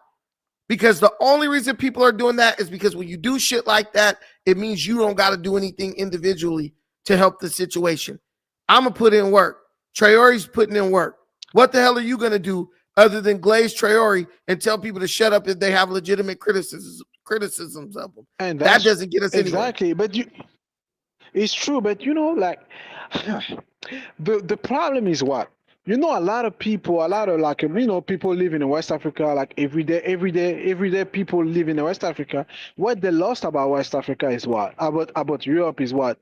Back in the 80s, even like we got colonialism and stuff like that, but people used to admire America and they used to admire UK and used to admire France. They used to be, they used to be okay with their mindset and their politics no matter what. Even like we used to lost a lot of money, we used to be colonized, stuff like that. But we have kind of okay, they colonize us, but at the same time they advanced than us. But today, what the West lost, for example, like country, why most of African and African politics and African people move on the side of China or Russia is because is a lot of wrong ideology. For example, like if you see in US right now, they got a lot of protests over, they got a lot of power about LGBT stuff like that, and that doesn't go through the value of West African people.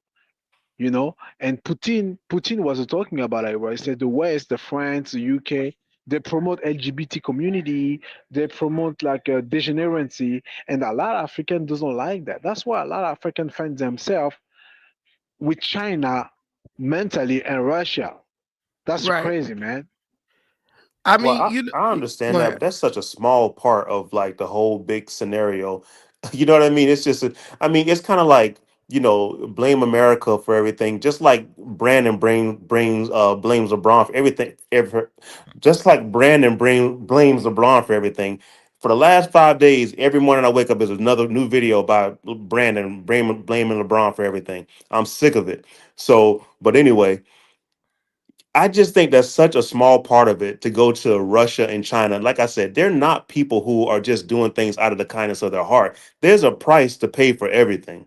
So, I just say keep that in mind. Hey, I want to read this comment by Michael O. Mike O says the same interest the European Americans had when they came in to enslave Africans and built up America or take out Sankara and Lumumba so they could continue their destruction of African societies. Well, guess what? There's the same theme during that time too. You had African leaders who were in cahoots with European interests, and they were going in and helping the Europeans capture slaves and take them away. Same thing is going on to this day. But what you're not going to do is play the, hold on. What you're not going to do is the Africans are innocent and it's the evil Americans doing everything. No, nigga, we know that y'all not innocent. We know y'all fucked up. We know y'all fuck over y'all own people if it's in the interest of making some money. You're not gonna trick us. We already got tricked. That's how we got here. And for you guys to keep trying to force us to accept this lie that everybody in Africa is benevolent and it was the evil white man that, bro, we know history already. That whole operation is lazy, don't you think, Brandon? We got the books and stuff. So what I'm telling you is stop telling us, oh, just trust us. Yeah, this guy's good. Bro, we know that there's people in there who are complicit in helping Europeans get in there and take shit over. And guess what? We're going to keep calling them out, just like you keep calling the American interests out. And that's one of those things where like FBA be getting into it with people like the crazy radicals because they feel like Africans are totally dismissive of the role they played in the slave trade. We're not going to do that, bro. Everybody is guilty. No one is, no one's hands are clean. So we're not about to play this we didn't do it, y'all did it game. That's stupidity. Go ahead. It's TSA. true. It's true, and also on the same time, like, you know, in Burkina Faso, Ghana, Senegal, Mali, of this part of West Africa, they got so many tribes. They got a bunch of tribes. They got a different kind, like a king. They got different kind, like you know, like a village chief. So of course, like everybody know in West Africa, some Africans participate in the slave trade. Nobody end is clean. That's true though. But right now, I believe like Traore is just the man of the moment. That's all. He just found a way, especially right now with the social media. He found a way to promote himself with the Thomas Sankara agenda. That's all. But like what Traore is doing right now, we saw it before. We saw it on the 70s. We're saying in the 70s. He just got killed. That's all. That's what I'm saying. It's like this, man. We can say we support Traore while still acknowledging that the stuff Traore is doing is very reminiscent of the 70s, right? And that stuff didn't turn out good. I'm not going to prejudge Traore and say he's automatically going to be bad. I'm not going to do that. But I'm going to say, let me keep an eye on this situation because we know this shit could go left immediately. Somebody going to say, who funded the slave trade? Everybody who participated in it. Africans, whites, everybody who participated in it funded it. My boy MJ always coming through with the $5 holler. Hey, bro, thank you so much. That is our first super chat. We had a goal of 10 $5 super chats to reach our goal for YouTube, for our YouTube goal. But I know that when you guys don't agree with my sentiments, you don't support the channel. But guess what? I know that in being balanced, in leveling valid criticisms, asking questions, listening to alternative opinions, that's the way that you move forward. Some of you guys are just stagnant in your thinking and you're going to be worse off for it. But me, because I actually do business on the continent and I'm actually creating jobs there and I'm actually bringing people to the continent, I can't afford to operate in ignorance. You think Dynas is like, let's get rid of AFRICOM? Dynas is just, he knows you guys are so ignorant, he just don't say nothing. Because he's like, no, that creates stability so I could do my business in Africa. Just like even continental Africans. We need stability. You need stability to get prosperity. That's what needs to happen. But you get your check from an American company in America where you work, right? You get it where you work in stability in America. But you're willing to rob Africa of stability just so you can feel good, so you can play revolutionary on YouTube. I'm not doing that shit. Shout out to MedJ hitting us with a $20 holler. I appreciate that, bro. Damn, that was the first one. Laugh out loud. Here you go, nigga. Nah, but for real. But guys, trust me. I thank you so much, my brother. But I'm not up here for the money. I could lean into the no jumper content. Guys, I got a damn near 1,000 subscribers in 3 days from that audience over there. So don't ever come at me talking about all you care about is the money. Oh, you an agent, you an op. I could have talked about Shannon Sharp interviewing Little Bow Wow and had 300 people watching and probably $100 in super chats. Don't start with me. Money doesn't run me. Money doesn't rule me. My people having prosperity everywhere in the world is what keeps me up at night. So if I see anything and think it might be a threat to that, I'm calling it out. I told you guys to vote for Trump. We voted for Trump. We got Trump in there. You guys last time voted for Biden. All you did was set us back 4 years. We got Trump in there. Trump is like, I don't give a fuck about Africa, do you, nigga? And we able to go over there and get busy. Every time we tell you to do something, you don't do it. We end up being proven to be right. And you guys just arguing with us just for the sake of arguing, but ain't told me one thing you've done that produced results on the continent. This guy, Forrest Gump, you're just a liberal Democrat idiot. But it's true, basically, go ahead, TSM, and then we go into Hakeem. Yeah, interesting, because I just saw today, like Trump, I think Trump government, they just dropped a new visa. So basically it's called H3.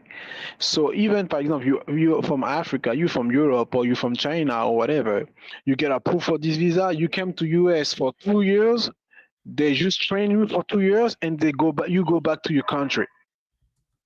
Right. So for example, like you can from Burkina Faso, like if you're good in technology or whatever, you come to US, you learn for 2 years, and the US send you back. They pay for your flight, they send you back to your home country to develop your own country. Right.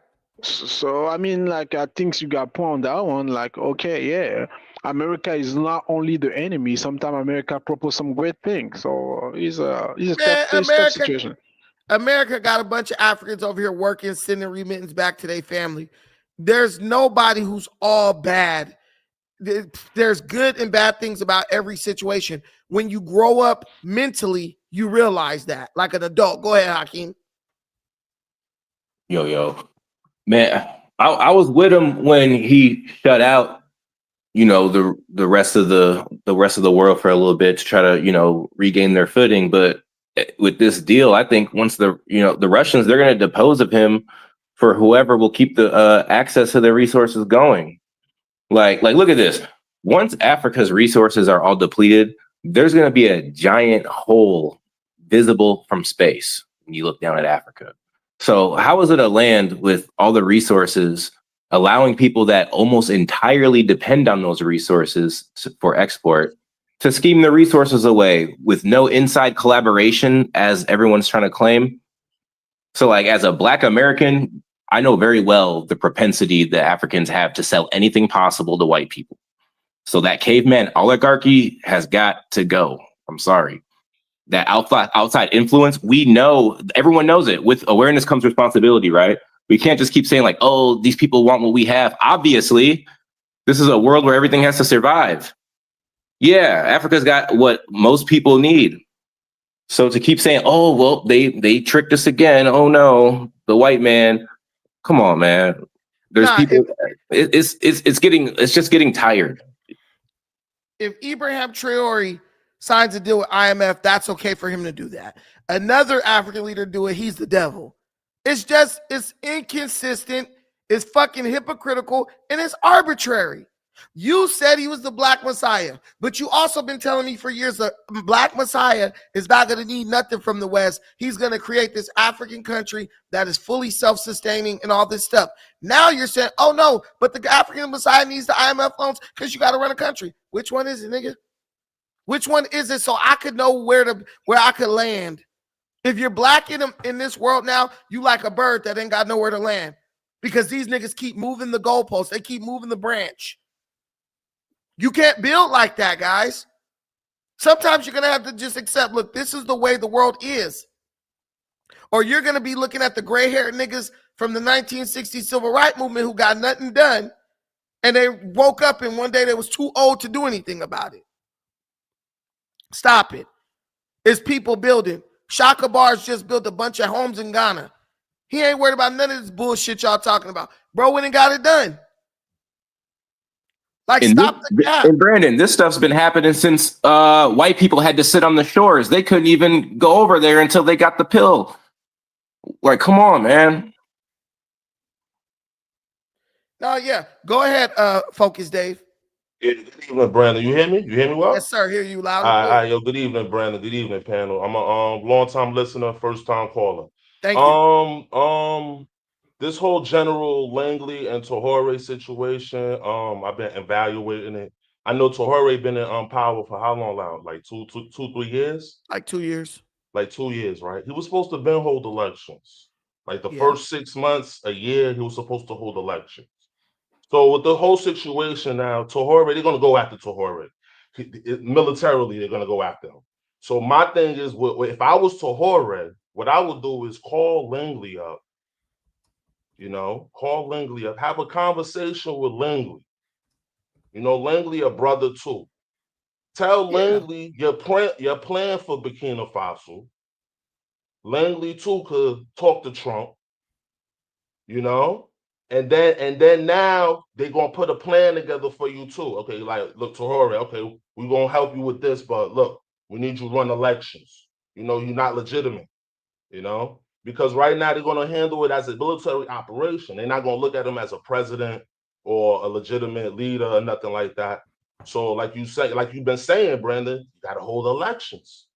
You know what I mean? Listen, So why would America Langley, care if Burkina Faso had a dictator? Why would we even care? Not Let me answer America, that. Can I but answer that real quick, So Brandon? why would we no, even no, no, no, care? no, no, Can no, I no, can no. I All please right, answer that real all quick? right, hey fellas. guys, Hold on, one fellas. mic, one Hold on. mic, one mic, Yeah. one mic. We're Let- gonna let Focus Dave answer it. Then Hakeem's gonna give his answer to that same question. Go ahead.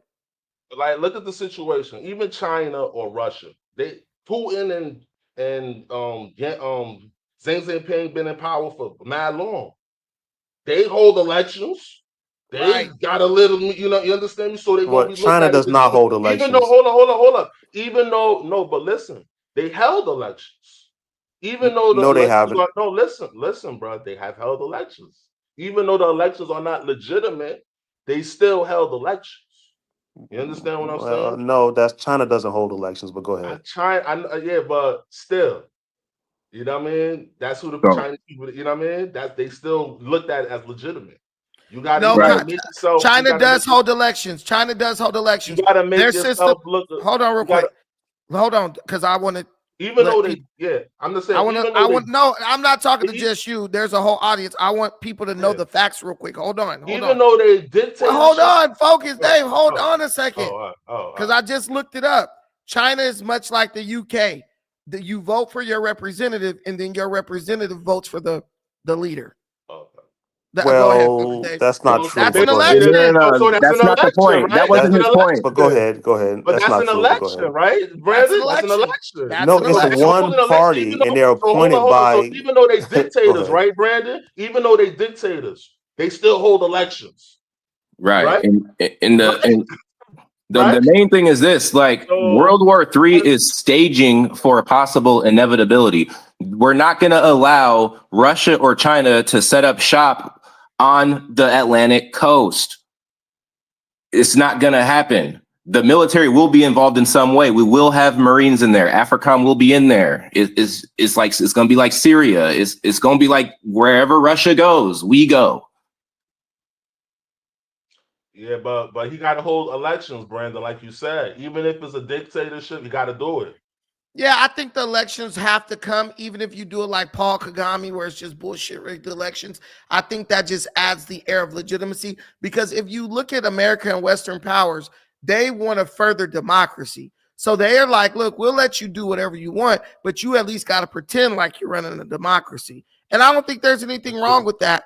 Go ahead, RF.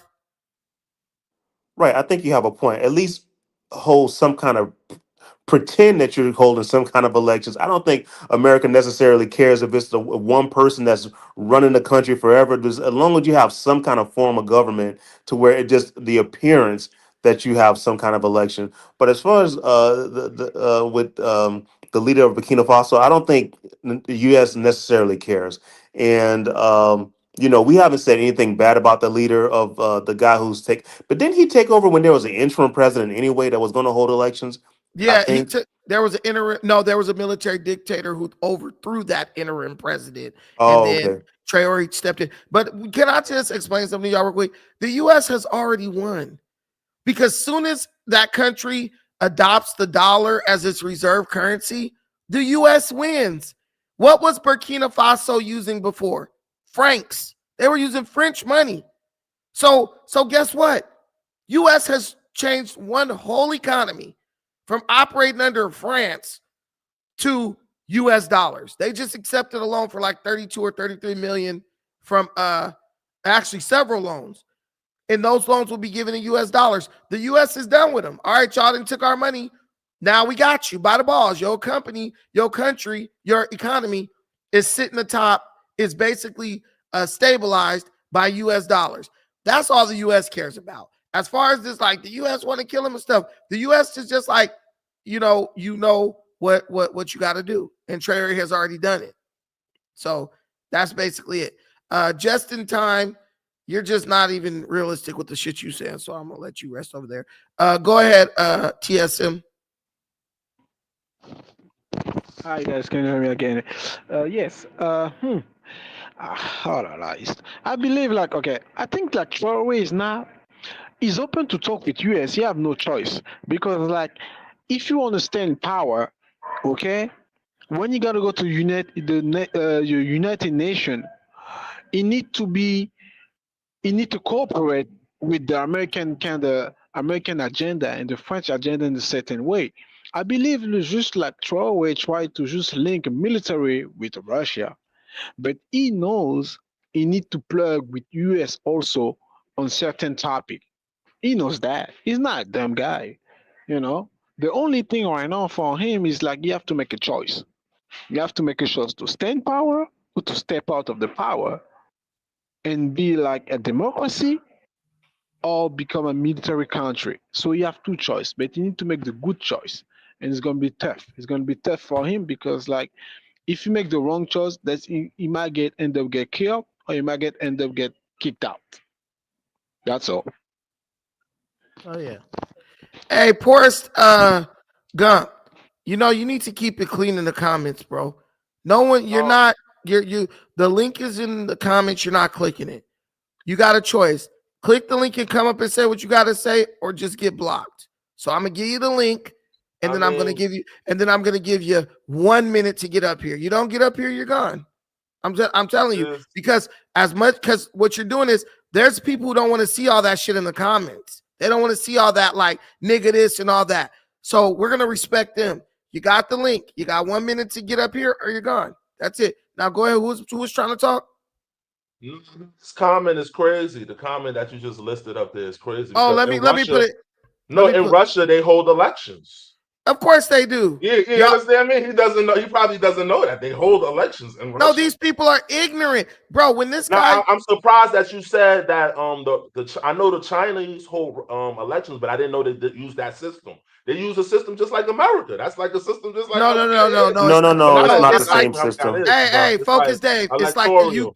It's like the UK. Wait a minute. It's like the UK. The UK people don't vote directly for the prime minister or president. They vote for their representatives. The representatives, either the Labor or the what's the other one? The Conservatives. And then once those guys get voted to power, they then get to select from within their rank who is going to be prime minister and president. Then if that person is not doing a good job, they can literally pull that person down and put somebody else up.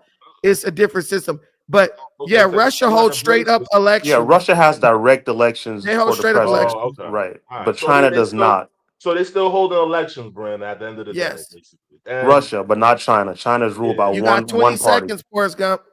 So even though the elections are rigged, they're still holding elections. Yeah, they're still that's what I'm trying to tell everybody. Traore has to do that, man. He got to do it. He got to do it at some point. Got to do it. At some point, I would say he should do it. He should do it no later than November. I think he should do it. I think he should do it before Trump gets out. He should do it next week. He's in the news. He's got positive news, even from Western media right now. The iron's hot right now for him. just signed the deal with the IMF, so people looking at him like, okay, maybe bro is ready to play ball. Well, now is the time. He should do it in July like he promised. and can I say something about the IMF? IMF deals come with stipulations. Of I'm sure there course. was something in the Yeah, IMF the deal that said stipulation you is you have got to to pay it hold, back. you have to, well, that and probably something about you have to hold elections or something, but it's not being made public. Li- So they're not like deals with China where they just give you the money. There's no kind of, politics or anything that stipulations. What you mean? IMF deals. China got stipulations too. Yeah, he means Well, they have stability. stipulations He's that you saying have to like pay they me got to be back at a stable. crazy interest rate, but they don't have stipulations as like you have to support LGBTQ issues, you have to hold elections. They don't care about any of that. They care about getting their money back. Yeah, but the thing with IMF is probably gonna be human rights shit, because Right, human rights stuff. yeah. But the whole thing is this, man. The guy, listen, I don't believe in socialism. So when bro talk about taking over the gold mines, I don't like that at all. But guess what? Because I know that the government's going to control the gold mines means we're going to be able to make decisions on the gold mine without the people having any say in it. I don't like that shit. But guess what? Nationalization never works. It never Nationalize it works. never works. It's Look go- at Venezuela. it turns into theft. We already know that. But guess what? You know what, RF? What we're gonna do, since our African brothers trust in this so much, we're gonna give the guy the benefit of the doubt. Yeah, I'm giving him the benefit. It costs me I have not nothing. yet to say one thing bad about this guy. I think he's doing what he has to do under the circumstances that's going on in that country right now. The country has to be stabilized, but the people making him into this like Christ-like figure, I think they're just going overboard with how they're just painting him out to be this savior of Africa. Like, we haven't seen this before. So that's all I'm saying. It's like almost like they're making him into something that he's not, in my opinion. I think he's doing a good job, but I don't think he's some kind of person that's like to be idolized. I would say that what I'm doing is like being the healthy skeptic, devil's advocate, right? Something to keep someone on their toes, right? But my first mind when all this stuff was developing like some years ago, my first mind is this guy really loves his country and he's trying to take charge of his nation, and I commend that. But we unelected and we starting to go into bed with, honestly, in the course of coming history, in my opinion, they're on the wrong side of it with who they're getting in bed with. Hey, you guys, tell me this real quick. Do you guys like this setup better, or do you like the other one where the camera's directly in front of me? This one's cool. Yeah, that one's cool. Yeah, that's good. Okay. You look smart with that laptop in front, like you're actually doing something. I look like I know some shit. Yeah. The Iron Man hands like you got personality. You know what I mean? Like, I know it's like he's not a total fucking nerd, but actually I am a nerd if I have this, right? But honestly, with the nationalization, I don't have an issue with that. But there's definitely got to be a plan for fostering it to go private. Like I wanted him to be like, yeah, we're going national, and then we're gonna hand it over to private domestic companies after a certain point.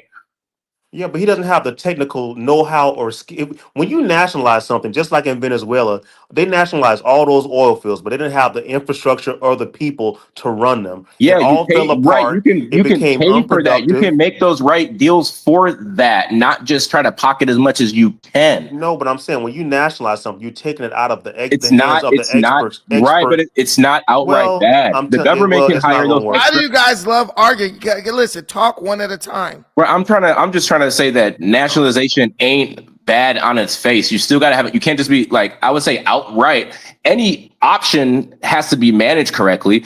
Whether you nationalize it, the government's paying for the expertise, whatever shortcomings they have, they can import that. If it's private, they could do the same thing. It's called hiring. No private company is going to help you when they know that their stuff can be taken away at a whim. So it doesn't work. Just like when they nationalize stuff. So we're saying that something you're not going to import me. Hold on. Can I talk? Wait a minute. He let you talk, Hakeem. Okay. Yeah, it's like saying, hey, for instance, I'm gonna go back to Venezuela.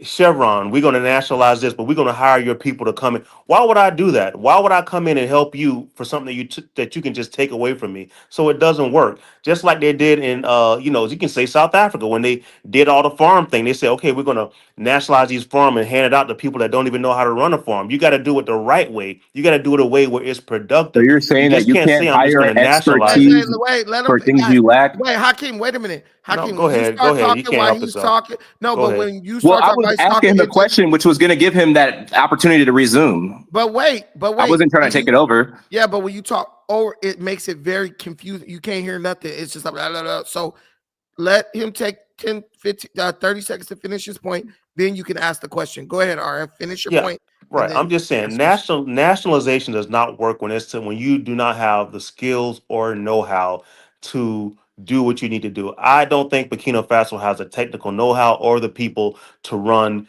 the excavation of their natural resources or their rare earth minerals. So if you do that, you're just gonna stop production. You're gonna stop the wealth coming into your country. You got to do it the right way, just like they screwed up Venezuela. So I think if you do it, great, but you have to do it the right way. Okay. I would say that takes disciplined leadership. I'll just rebut one more time. I think that takes disciplined leadership to make the right deals.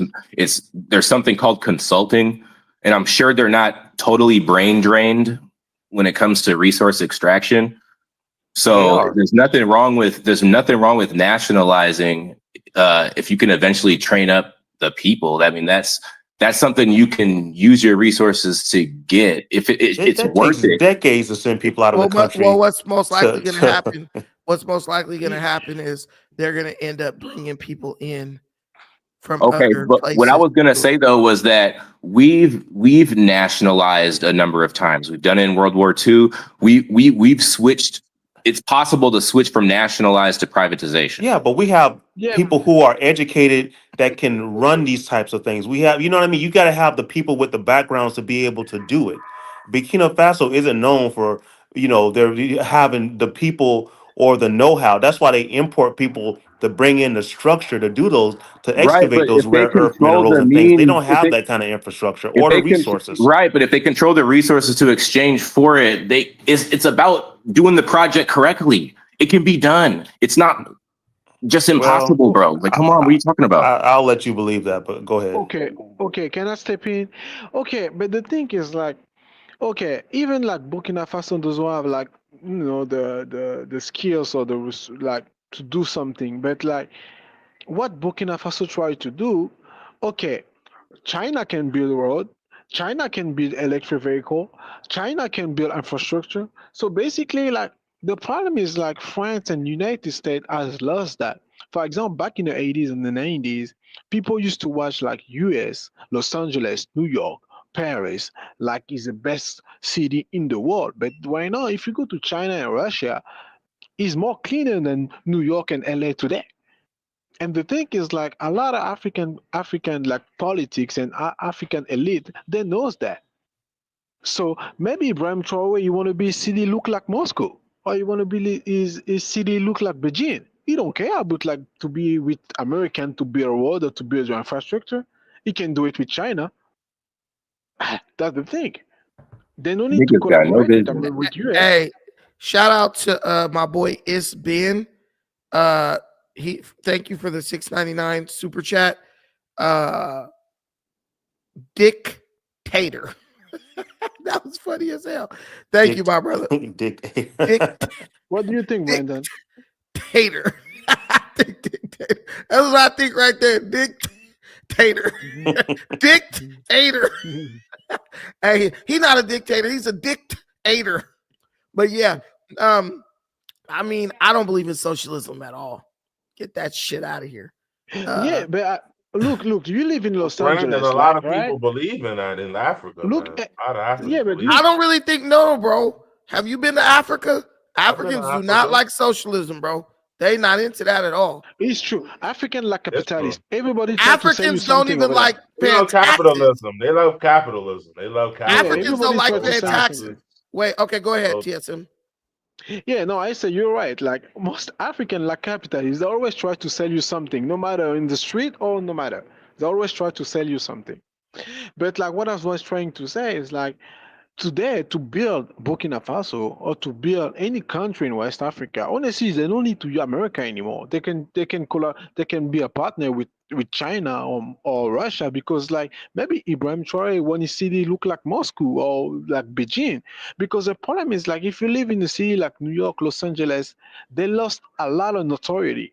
Like if you come to Los Angeles, they have a lot of okay, the infrastructure is well, but they got a lot of homeless everywhere. Every city kind of city, some is kind of dirty. If you go to Skid Row, it's fucking dirty. Oh, I So a live in lot of Long Beach. I African know it's country, filthy. yeah. So a lot of African like they believe they want their country look like maybe China or Dubai or something like that. They don't want like America is not the great example like it used to be in the 80s or 90s. It's over Bullshit. now. You still gotta look for Skid Row. You gotta look for the places like that. Come Yeah, on now. well, LA is a Come on, shithole. LA is a shithole. But the come on. thing It's is not what as I'm soon as saying. you land at our airports, you're bombarded with fucking bullshit. Come on. Hey, but here's the thing. That's Here's the true. problem. Here's the problem. These people want their cities to look like Dubai, but they wouldn't even be in the city if it looked like Dubai. Because that's how Dubai keeps the city looking nice by taking all the poor people and shipping them out to the desert and making them live out there. Right. So I've And been to Dubai. I've been and to the Abu Dhabi. If you're poor, you can't even live in the city limits. You exactly right. And another big difference is the United States cannot force people off the street or force them into rehab. These other countries, which I think is a great idea, can force these people into prison camps, rehabilitation. We can't do that. You got the bums out there talking back to the police officer saying, I ain't going nowhere. So we can't. It's run by a rigid set of laws, unlike in these other countries, like in Russia and China, where they can just hit you across the head with a club and drag you into rehab or just throw you in the river. They can't do that in the U.S. Well, Burkina Faso is totalitarian right now, so they got all the control in the world to make something happen. So I Well, guess we'll see. there's circumstances in Burkina Faso right now that are like not normal. So I'm not gonna be too hard on them as far as like what's going on right now, because some sort of security control has to be established there. I don't agree with him sending 3 journalists to the front lines because they criticize him. That's a little overboard for me. But I think we have got to show the guy some grace until the country gets itself together. Yeah. Well, I agree. We can do that. We can leave it there. We can leave it with we're gonna give them some grace. I'll revisit this topic with in a year, and if bro ain't had no elections, I'm just gonna say bro's a dictator, and then it's gonna be about How where about we how go. about he conscript every able-bodied man right now to root out the country of anything that is anti-Burkina? How about he can't get rid of the terrorists because them is his homies. Oh yeah. Burkina Faso is the size of Connecticut. Like, I mean, it's not even a big country. Let's be real. It's a tiny country, Yeah, very small country. And just like you giving him great grace, Brandon, make sure you give LeBron some grace next time you pop up on one of your lives. LeBron is a bum. Just I'm accept. Man, you keep You saying about that. to what? You ain't about to do shit. I'm about to roll. You got one more time. If I could wake up one more morning LeBron with is a you bum. ranting I'm about making a video LeBron, tomorrow just so I can see if you're gonna do every something. morning I wake up for the last, here you go, Brent. LeBron's a bomb. I'm so, man. He is a bum. If you keep coming for LeBron, you're gonna have to see me. LeBron is soft and he can't read. LeBron is terrible, bro. He needs to retire. He needs to retire, bro. retire. Yeah, hey, RF, nobody agrees with you. It would be the best thing that happens to the NBA. LeBron retiring would revive the NBA. Man, no, it wouldn't. Yes, it would. He Yes, killing it the would. NBA right now. Woo, that boy, he's driving watcher. He's driving down views, man. He ain't right. Y'all ain't telling Curry to retire. They damn near the same age. Why y'all Man, you so obsessed with LeBron? Curry is making it look easy at this point. Curry's only 3 years younger than LeBron. That's a lot. That's a lot in the NBA. Oh. Look at Kawhi. Kawhi about LeBron. How old is Kawhi, bro? Kawhi Leonard is about LeBron's age. I think he about Curry's age. No. How do you spell this nigga name? AWAHI. Leonard. Stupid ass. Like 35, 36. Man, LeBron got his son over there working overtime for y'all. I mean, you just so ungrateful, Brandon. You're just you believe in nepotism. That's his problem. He in there for his son until his son can stand on his own, which means he's gonna be in the league for a long time. He's being productive. Man, shut Nah, up, he's still RF. You productive, but just he just saying I don't feel shit. start. bad for Bronny. It's It child ain't Bro, abuse too. It's hey, it child ain't look, abuse. LeBron's fault that ball wasn't inbounded correctly. hey, He should bro, have need caught. to. Hey, LeBron needs to open up a voluntary case with the CPS the way he did Bronny. Yeah, I feel bad for Bronny. Cause bro, I remember when I was like 5, 6, bro, my dad used to take me to the park to try to see if I got it in me, having me playing 1-on-1 with fucking 12-year-olds and shit. Man, I'm like, bruh. No, I want y'all click off this live. Wait a minute. Go to Brandon's videos. You're gonna see 5 days worth of LeBron here every morning. LeBron this, LeBron. I said, man, when he gonna get it? When he gonna get off Wait a LeBron? minute. How is Kawhi Leonard 4 years younger than Steph Curry? I told you he was. Kawhi That's came what in the he's like. Yeah, 2010s. he just more broke down. He gets so many injuries. He feel like he's been around for No, a long time because he it's was in not San even that. He Antonio. didn't just won a bunch of titles already. Bro didn't won a shitload of championships already. What he Guys got? think 3 or like 4? Bro, but guys he think won. Bro won as soon as he got in the league and was Well, with starting. San Antonio back when what's his name was when what's his name that retired from San Antonio? Yeah, he won with San Antonio back when it was really good. That team was already stacked though.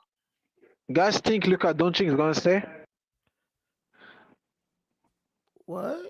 With I Brandon, said that guys San Antonio team was already stacked, Brandon. Yeah, they Kawhi was was a that, great contribution to the championship run. but Kawhi came and was playing that 3-and-D, bro. They wouldn't have won without bro. Stop. Everybody Oh was yeah, he was old. definitely I mean, didn't he He- won in Toronto Carolina, too, right? Yep, he won by himself in Toronto. Bro Yeah, proved he's a lot with that one. right. All San bro had Antonio. was No, sorry he ass won with Pascal Drake. Siakam. Drake helped him in Toronto. Shut up. Le, Drake like LeBron won I in can't believe- Cleveland. He won in LA. He gave Man, y'all the LeBron title. is trash, bruh. LeBron can't win Man, without a bunch of superstars around him. you better take that COVID title and just Man, be that thankful COVID that you title is got that. garbage. That bubble is garbage. Bro, look, LeBron has never done it on his own, bro. Ever. Ever.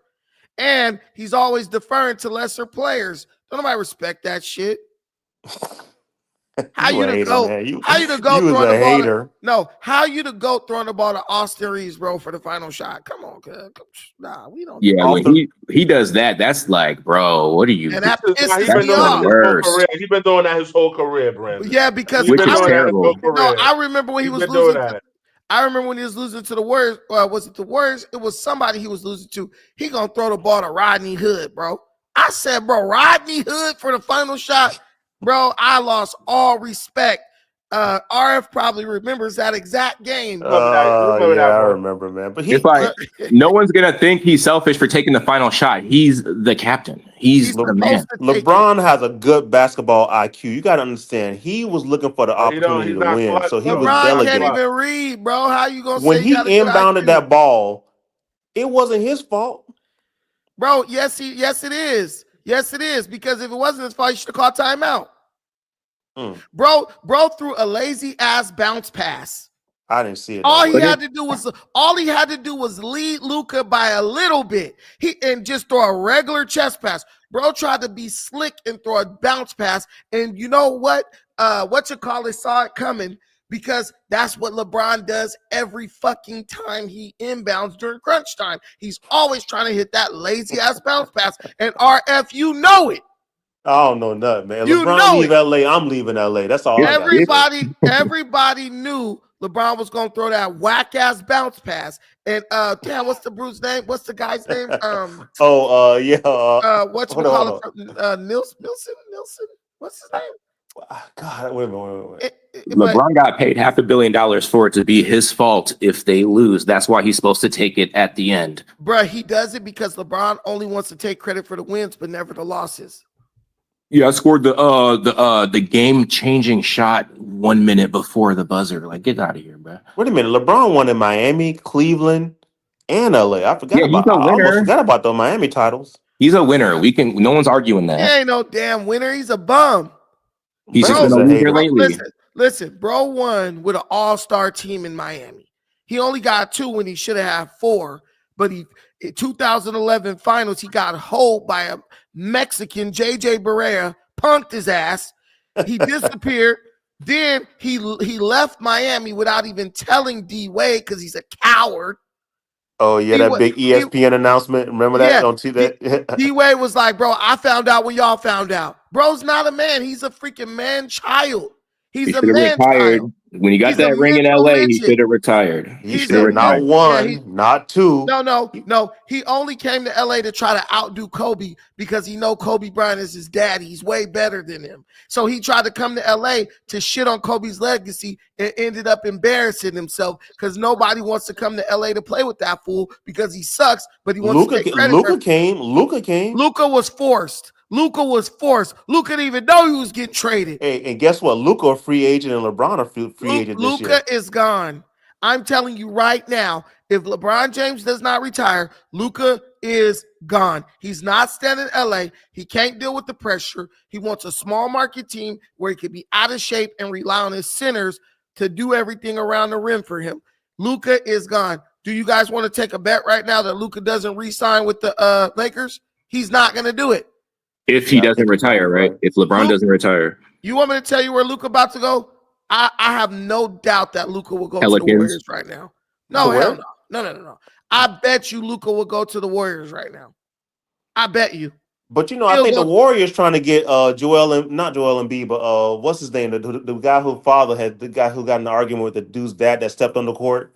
You talking about Halliburton? No. He just lost the game, and the guy's dad stepped on the court, and they got into a big argument. He started waving his.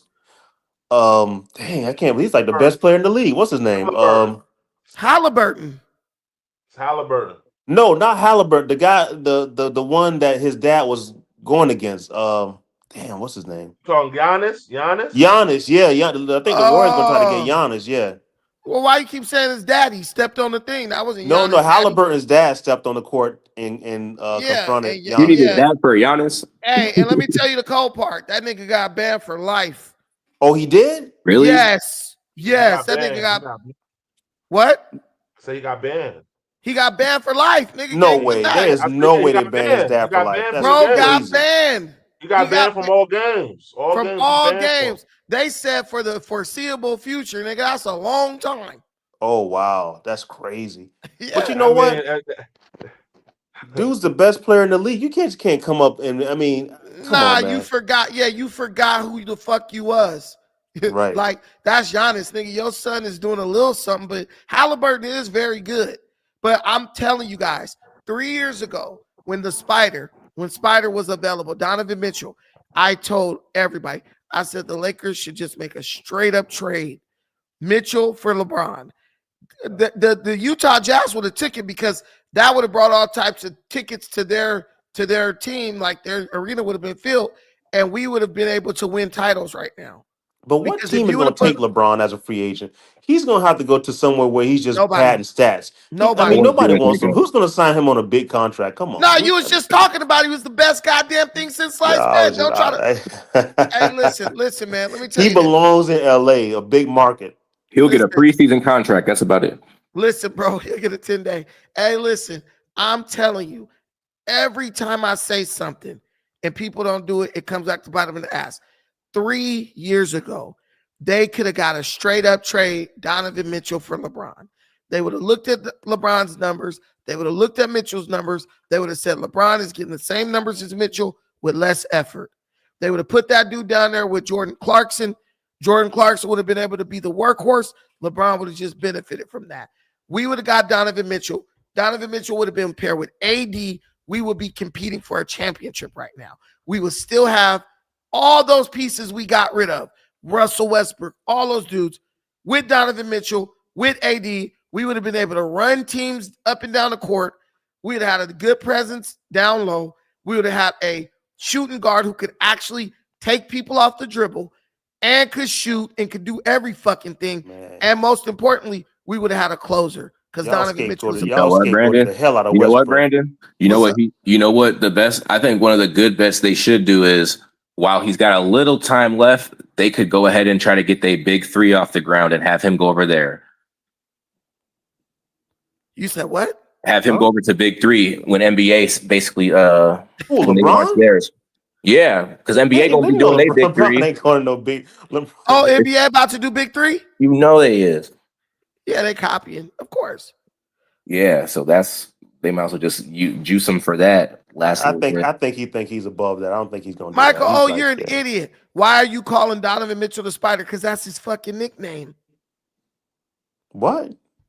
Donovan Mitchell, he's Spider. That's his nickname. Right. That's what I'm trying to figure out what that comment was. Yeah. Bro's a beast. Like, bro, Donovan Mitchell would have been such a great addition for the Lakers. He's a natural Laker, bro. He should not be bouncing around small market teams, wearing his body out.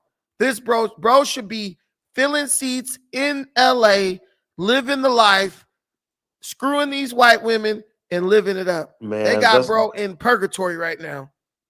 Wiping them up like Shannon Sharp, doing all that stuff. Hey, but what seed? The Lakers was what, the number 3 seed or they're number 3 seed, right? Man, they got their ass eliminated. Don't matter what fucking seed. But it was the first time in history that I think that LA went out in the first round being seated in top 3.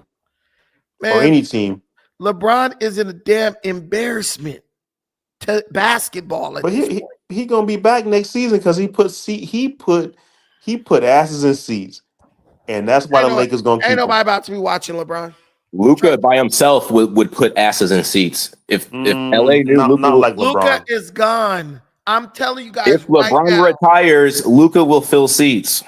LeBron is not going to. LeBron is not will be there every night. Nobody will watch Luka in LA. Nobody cares about Luka in LA. Okay, don't forget about the great white hope, dude. Don't forget the magic. Would not retire without a farewell tour. He's going to let you know he's retiring. He's going to sit there and go to every stadium and get his accolades. He's not retiring without a farewell tour. Let me tell you something. I wouldn't be surprised if LeBron, as much of a bitch ass nigga as he is, doesn't take it. This is what LeBron gonna do. I didn't already predicted it. It hit me in my head like a premonition. LeBron is about to go back to Cleveland. That's where LeBron about to ride that wave. No, listen. He's gonna take a minimum contract. He's gonna go back to Cleveland. He's gonna let Donovan Mitchell do all the work while he sit on the wing and shoot jumpers. He's gonna do his farewell tour while simultaneously winning a title. He's gonna get his big ceremony. That's what bro gonna do. Oh my God, he's so cringe. God damn. There is no way he's gonna let him mess up that team. That's what he's gonna do. That is actually what's gonna happen, bro. You called it. Hey, I just called it. Bro, listen, Cleveland is about to get all that extra fan money because people you bring LeBron, people will stand outside and pay to watch the Jumbotron in the cold. Then Donovan Mitchell gonna be doing all the work. It's gonna be when they play LA too. Bruh, can you imagine right now how stacked that team would be? If LeBron went over there? Look, Donovan Mitchell already demands a double team. So it's gonna be like, pick your poison. You want Donovan the Spider to take you, or you want LeBron to take you? And LeBron can sit on the wing. Yo, that's evil if you do that. That's sick, bro. Honestly, I think Cleveland is done with LeBron. I just think because I don't think the owner. Cleveland wants to win another title, bro. Everybody wins. Cleveland gets their second title, right? That when you win a title, your stadiums fill up for the next 5 years. So that's your bread. Cleveland gets a title. LeBron gets his 5th title so he could try to surpass Kobe. Donovan Mitchell gets his 1st title. Bro, that makes total sense. Makes total sense. And LeBron could probably get more than the league minimum. He could probably get a couple million. He'd probably get like 5 million, 10 million. Like, they'll do that shit. And it feeds the sports media complex. It's too good. It's too good. It's too obvious. Then what they gonna do with Bronny? He gonna stay in LA? I feel like the retirement day, if they don't look like they're going to win a championship, next time they play LA, he's going to retire that night and Bronny's going to be there and it's going to be all. But why wouldn't he finish where he started? Exactly. Bring the champ back home, their best player ever of the NBA back home. And that's not even going to that's not even going to kill the morale of the team because LeBron's going to go in clearly with orders.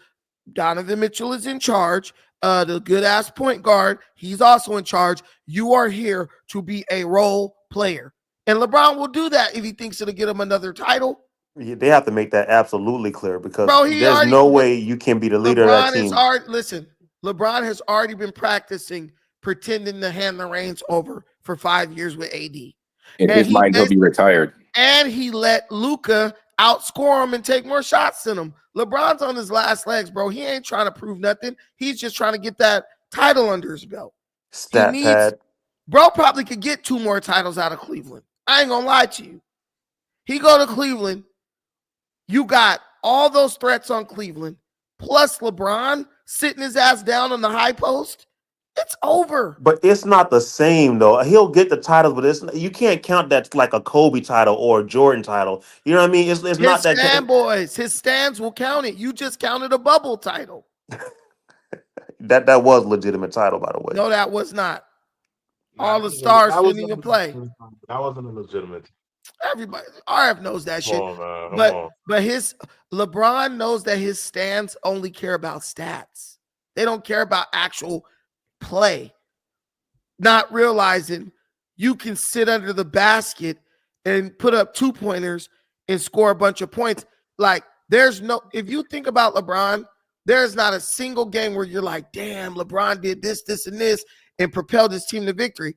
All LeBron's wins were comfortable victories, even when he won the title, except for when he went against the Warriors. How can LeBron be successful when y'all go through a coach every season? 2-3 coaches a season. That's his I can't fault. remember how many coaches y'all been through in LA. LeBron is firing the coaches, bro. Now it's LeBron. It's LeBron. See, just like they blame. Listen, name one LeBron championship where you didn't know from the very beginning of the season that his team was going to win the title.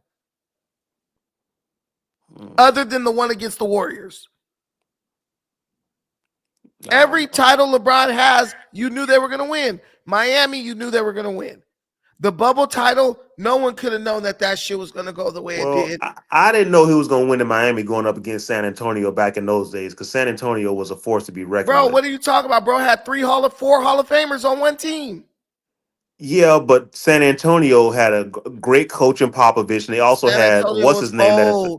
San Antonio was old. Tim Duncan. Do you remember Tim Duncan? They had Tim Duncan and what's the French dude? They were all old, bro. Tony Parker was washed up. Ginobili was washed up, bro. If you think about it, Popovich started the low management because his team was too old that year. LeBron's first appearance in the finals was against an already old San Antonio. Yeah, but they won. Then they won. They had the experience. They had the experience. No, but guess what? They had Kawhi Leonard. Remember? Yeah. Well, they had Kawhi, a young Kawhi. Remember they had Kawhi. Remember they had all them old niggas, and they was like, this young boy gonna do all the heavy lifting on defense. And Kawhi was the dude. They were deferring to Kawhi. Kawhi was literally like a one-man. That's how he got the name The Machine. He was like a one-man wrecking crew, bro. All he needed was the old dudes to go to cut Tim Duncan in the post, demanding a double team, and Kawhi was able to go one-on-one and destroy people. Right. That's nobody is beating Kawhi one-on-one. You know what I'm saying? Truth be told, Kawhi is more washed up than LeBron right now. He was deadly. At that stage, he was deadly. Hell, bro, did you see Kawhi hitting turnaround jumpers on Jokic and fucking Murray? I mean, Jokic and what's his name? Jokic and what's the white boy name? The other one. The tall white boy, light-skinned boy. Gordon. You didn't see this dude? Bro, Kawhi was getting double teamed by Jokic and Gordon and was hitting turnaround jumpers 2 feet from the basket on them. Stop it. That boy ain't washed up. He hurt because he limping like a motherfucker on that Them thigh. knees don't never hold up a whole season. They don't ever hold up a whole season. It's his thigh. His thigh's still fucked up. Yeah, but he had knee surgery, right? He had like a few knee surgeries. Man, listen. Bro, thighs was fucking him up. Even the way he walked, you could tell his thigh fucked up. His knees are good. But the thing is, bro Kawhi Leonard is probably the most underrated player in NBA history. He's a literal dog, bro. He does everything good. And he plays defense. Bro was guarding Jokic. Kawhi was guarding Jokic, bro. I mean, Jokic was still scoring, but Kawhi was giving his ass trouble, though. He had to start passing and trying to post Kawhi up. So it is what it is. I'm clipping that out and posting that as a segment. That was good. Hey, thank you guys for coming up here. I gotta go though. It's Yeah, All getting right. late. I will y'all not be posted with no LeBron hater. You said what, Hakeem? What did Hakeem say? Hey, RF, how's the sound lately? Has the sound been good lately? Oh yeah, it's excellent. I actually your setup, the sound, everything is real good. I actually Hey, think it's a step up. it's been a long time coming, man. Yep. All right, man. Well, have a good evening, and I'll talk to you later. No more LeBron videos. You a hater, bro. 100%. Hey, look, man. Maybe I should use this time to do this thing. Because I think I'm gonna stop doing like those elaborate thumbnails. Everybody's saying the fans don't really want the thumbnails, so like super elaborate. So I mean, not the fans, the listeners. So maybe I'll just do something like this, and I'll just use those as thumbnails. Or maybe I'll just put on my freaking Iron Man glove. This seems like it'll make people want to watch this thing right here, but I can't like. You guys see this? I could move every finger.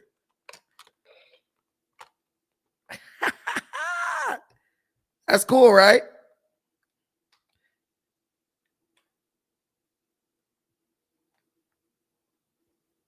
All right, when I make thumbnails, it's gonna be this picture.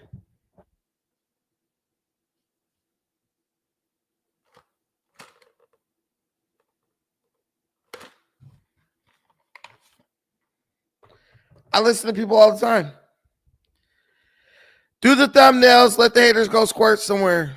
Man, listen, Michael, if you send me a $10 super chat, I'll keep the thumbnails going. If you don't send it, the thumbnails are gone. They're gone. Should I do more segments? You know why we got this live going? I could do more segments and just post them bitches. Just like posting it up. You know, then tomorrow, I don't gotta work as hard with my red cup. What's in the news, guys? What's in the news? We could put Shannon Sharp up here. He interviewed Little Beezy, Little Bow Weezy. He interviewed Little Bow Weezy. Let me put a picture of Shannon Sharp up.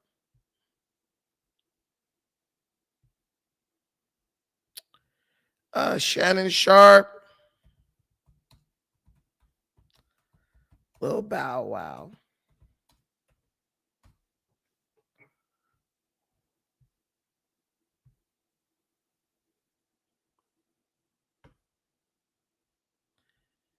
Can I go? I don't want to watch it. Shannon, you be Jessica. Let me see if I can download this.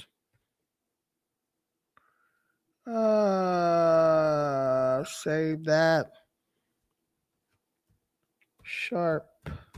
I think I could do something like this. Like this. Let me get rid of this. Let me go here. Shannon. Shannon, where did I put it? Recent. Where's the recent downloads? God dang it. Doggone it. God damn. No, I'm just kidding. Okay, I could do this. Get rid of that. Pull this back up. All right. I think we could do some magic right here.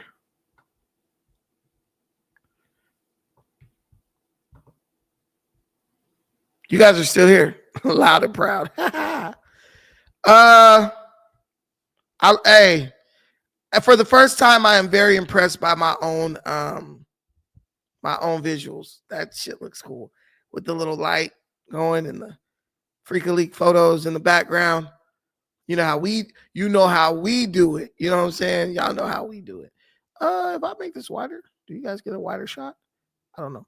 But I'm gonna put share this. I'm gonna share a screen window. I'm gonna share this window. Okay, let me see.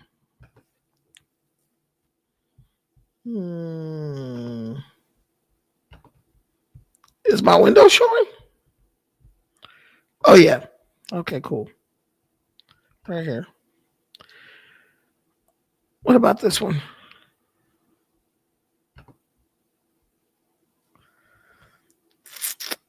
All right.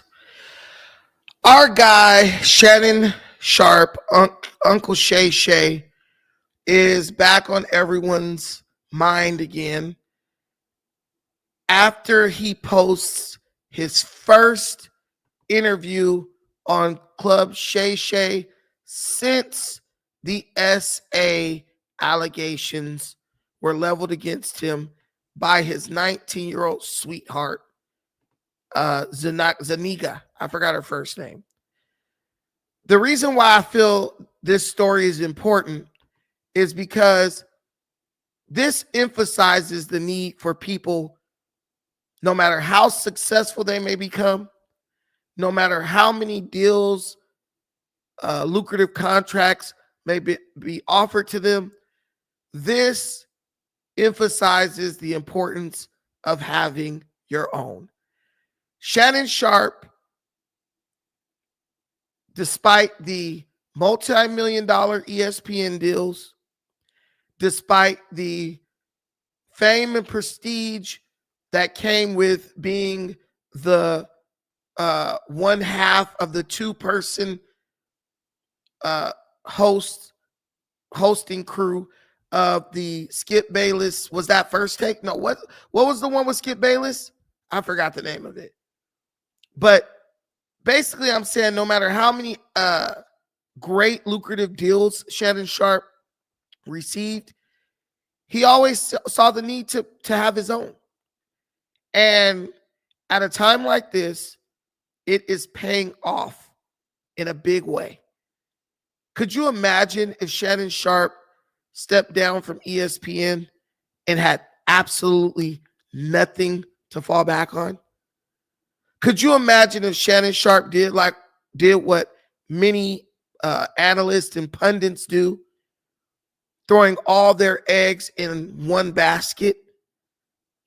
Do you guys remember Joy Reid? Do you remember Tiffany Cross? Remember how they had to cry and bitch and moan because they were getting fired from the media outlets that were paying them so handsomely? Club Shay Shay, Shannon Sharp, he didn't have to do that. People were saying, oh, ESPN told Shannon Sharp to step down. Shannon Sharp said, no, I stepped down willingly. And I absolutely believe Uncle Shay Shay, because he knew he had things that he built to fall back on. I don't know what just happened with that, but he knew he had things that he built to fall back on. And when you build your own and you don't rely on any other man or any other company or corporation to put food on your table, you will always be able to retain your dignity. Let Shannon Sharp be a lesson to everybody, anybody who has a job. Even if you got a job paying $300,000 a year, you should always have something of your own to fall back on, because you never know what's going to happen. The Bible says time and unforeseen occurrences befall us all. I credit it to the way Uncle Shannon was raised. I credit it to the way Uncle Shannon was brought up. He grew up in a house with his granddaddy and his grandmama, and they were hardworking people. They were poor, but they were hardworking. And I believe it's that work ethic that gave Shannon Sharp success in the NFL, as well as success after the NFL. You know, bro had a speech impediment. He couldn't even talk right. But he worked on that and got to the point where he became one of the premier sports analysts in America. And he does it, and he's an expert on football, but he actually does very good commentary on basketball. He knows that game too. I just have nothing but respect for Shannon Sharp. It's unfortunate what's happening to him. But, you know, when resilient people are confronted with challenges, that's when everybody needs to get their notepad out and start taking notes and learning from how they deal with it, how they handle it. That's when everybody needs to start watching very carefully so that we can learn how to deal with adversity. Now, I don't like Shannon Sharp's LeBron James glazing. I don't like that, right? I don't like that. But I love the way this dude stands 10 toes down.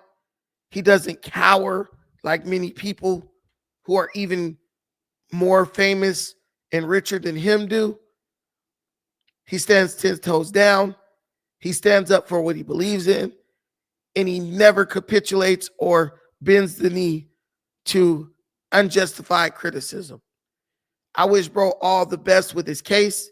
I hope the allegations leveled against him are not true. Shout out to Bow Wow. But I had to do a video about how this brother stepped right back into his greatness, even though he had to step down from ESPN. And he'll probably be back on ESPN. And if he's not back on ESPN, hey, Club Shay Shay is doing real good. Club Shay Shay is doing real good. I mean, you just had an essay accusation, and I'm going to be totally real with you. Bro bounced back. Bro bounced back with,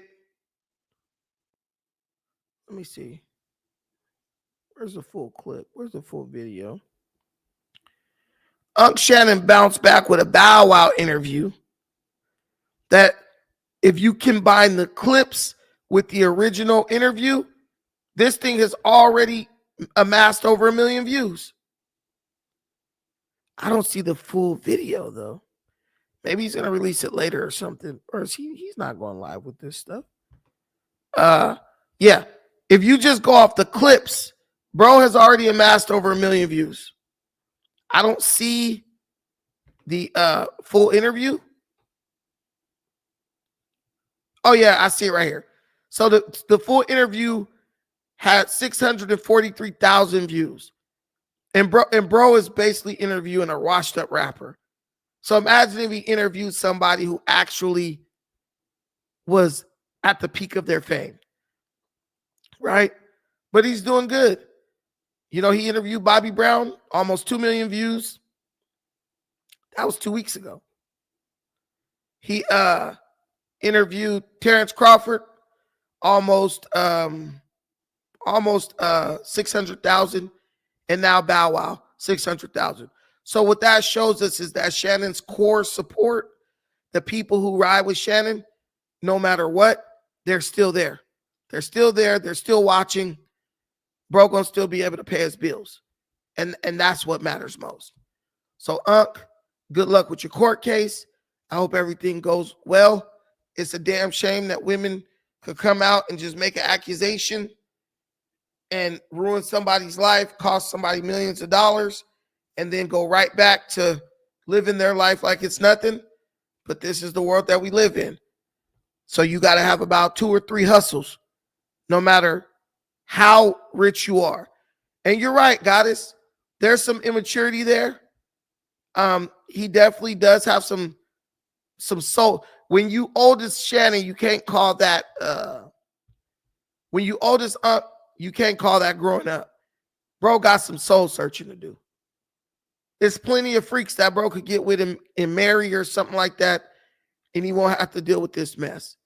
But Unc gotta search his soul and find out what it is he feels he's lacking within himself, to where he needs the validation of a 19-year-old white woman. Like I said, we wish him the best. Hope everything works out for him. And let me strike this pose right here, because that's gonna be the thumbnail. I'm gonna put Shannon right here, like Unc's picture right here. Let me lower my head. Shannon. Hey, look, I'm thinking ahead now, bro. I'm planning. Can I get one of these? Can I get one of these? Can I? No, I'm just kidding. But yeah. So that's that. Thank you for watching this. I appreciate everything you do for this channel. Till the next time. Peace. That was nice. What do you guys think about that? Give me a 1 if you like that. Give me a 2 if you hated it. Give me a 1 if you like that. Give me a 2 if you hated it. Another thing, since we rocking out, let's do this one. Let's do this one. Poon tangalang. Jangalang, jangalang. What about California?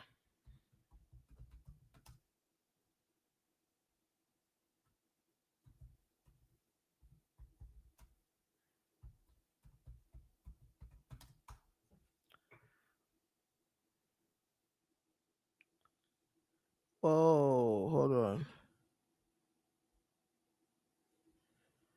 There's this whole thing that's going on with California blocking a bill.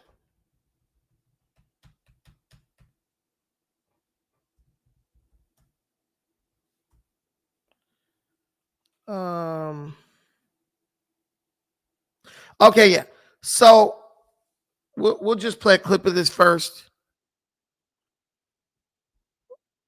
We'll play a clip. Come on, man. We'll play a clip of this first. God dog it. We'll play a clip of this first, and then I'll give commentary on it.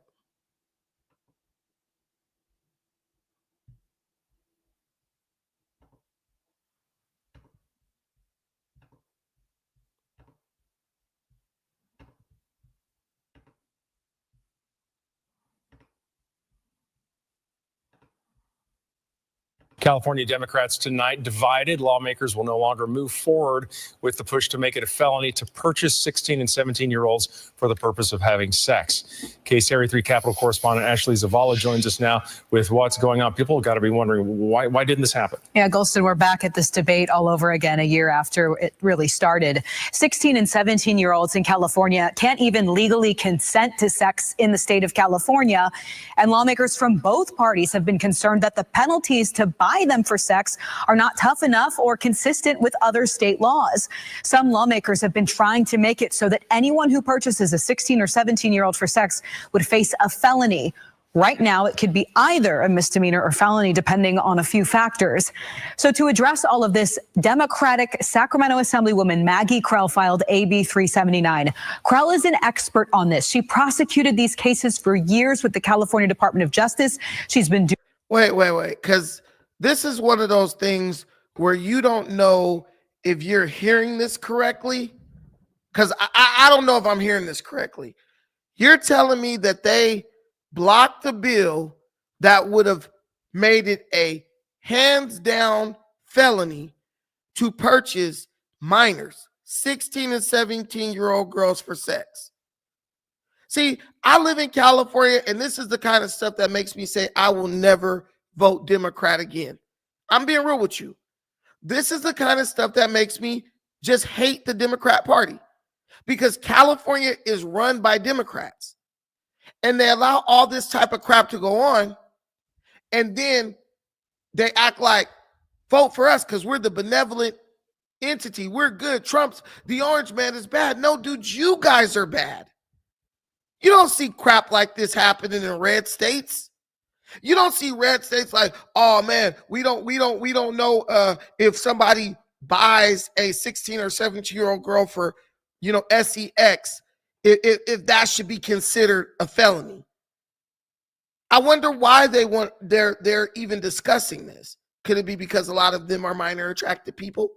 You can't call them PDF files no more. So you got to say minor attracted person in California. But you guys want to give the reins. Well, not you guys.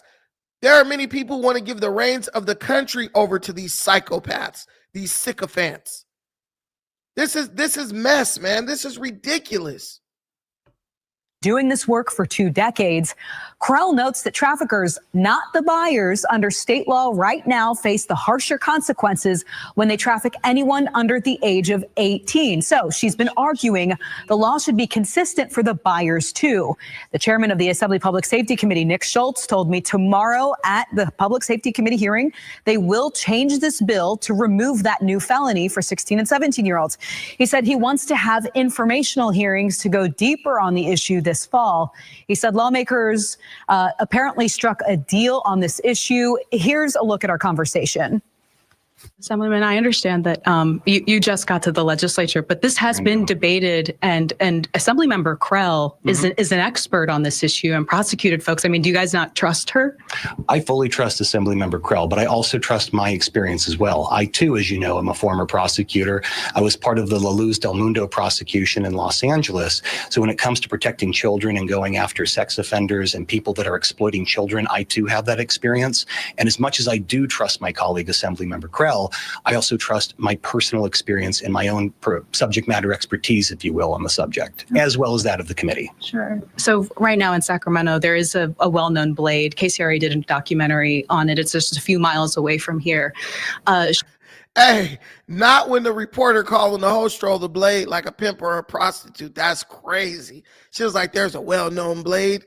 What the hell you know about that, girl? But listen, man, dudes like this, he's getting paid. He's getting paid by somebody whose best interest it is to keep the purchasing of minors from being a for sure guaranteed felony. He said, oh, I have faith in her. You know, I worked on this case. Look, man, there's some things we all should be able to agree on. There's some things we all should be able to agree on. And if you disagree, you're just a creep. You're just an absolute creep or someone who is protecting, who has been incentivized to protect creeps and degenerates. There's really no explanation for this other than somebody clearly is doing something along these lines. And if they get caught, they don't want to face the ultimate penalty. Sheriff Jim Cooper has said that right now, if a John were to go and try to purchase a 16 or 17-year-old on that blade and law enforcement were to intervene because of a judge's order right now in Sacramento, law enforcement would not be able to put that person in jail because it's not the solid felony that law enforcement has been asking it to be. So I just want to make sure, like, you're okay with 16 and 17-year-olds continuing to be purchased on this blade for the next year or until you have to dissect this issue in the fall, and these Johns getting let go and just issued with citations? Well, I don't agree with the premise of the question, but what I would say is I'm not okay with any child anywhere being exploited, but the solution that we craft, the solution that we pass needs to make sense. It needs to be equitable. It needs to be comprehensive. And while I appreciate Assemblymember Krell for bringing the proposal forward, and I know that her heart is on this issue, it's connected in a way that few other legislators can really be equal to or understand.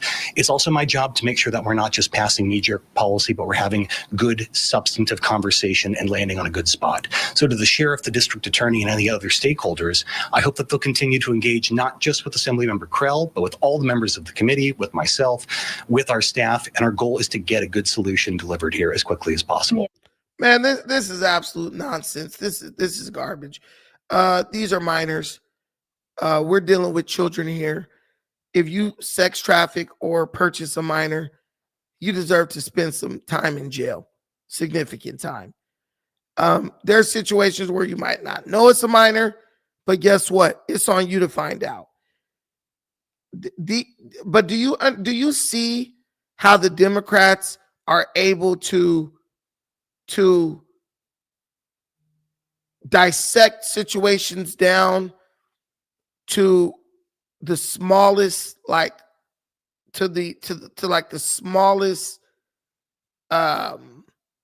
level, to like the lowest level? Like they're able to argue these nuanced points within legislation, but when they deal with Donald Trump, they just make these sweeping generalizations. Oh, Trump did this. The orange man is bad. They keep trying to convince you like this is obviously bad. This thing Trump's doing is obviously bad. So you should join us in condemning him. But then when you present something to them that they're doing that's obviously bad, now there's all this nuance. They're telling you need to be patient because they need to decipher the context within which all this stuff is happening. These people are evil, man. There is absolutely nothing within that bill that this man should take umbrage with. There's nothing in that bill that should give this man a reservation. But what do we tell you about Democrats, especially California Democrats? These people love protecting criminals. That is why California is crime-ridden. These people love protecting criminals. There's no other justification or explanation for why they do what they do. This smug little asshole is probably a radical liberal activist who got elected to the state representative, the state Congress, and he's literally just doing what his constituents, who are probably radicalized themselves, are telling him to do. But he's making everybody unsafe. He's making everybody unsafe because now you have more reason to worry about your little 16 or 17-year-old daughter meeting the wrong dude, and now he got her on the whole stroll. And dudes are buying her. And those dudes aren't even getting convicted of a felony. So they're more willing to take a risk. It's disgusting to me. I hate it.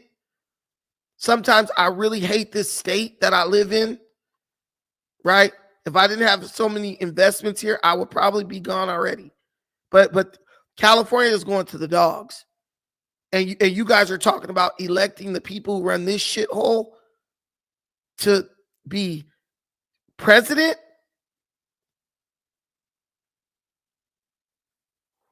All gas, no brakes. You said it right there. Marxists thrive on anarchy. These people want a system where everything breaks down. And when everything breaks down, guess what? That allows them to install authoritarianism. And that's exactly what they're trying to do. They want to encourage you to take yourself to a point where you can't even walk out your own front door without fearing for your life. Because then you'll be willing to give away or sacrifice your freedoms in exchange for security. And that's exactly what they want. Thank you guys for watching this. I appreciate every single thing you do for me in this channel. Sorry that things have to be this way, but every day we're fighting to change them. Peace. Hey, this is really the exit, guys. I gotta go have dinner. Thank y'all for watching this. We got 2 videos in. I hope they do well. I'll post them and see what happens. I kind of like this format. Thank you for watching this. Till the next time. Peace.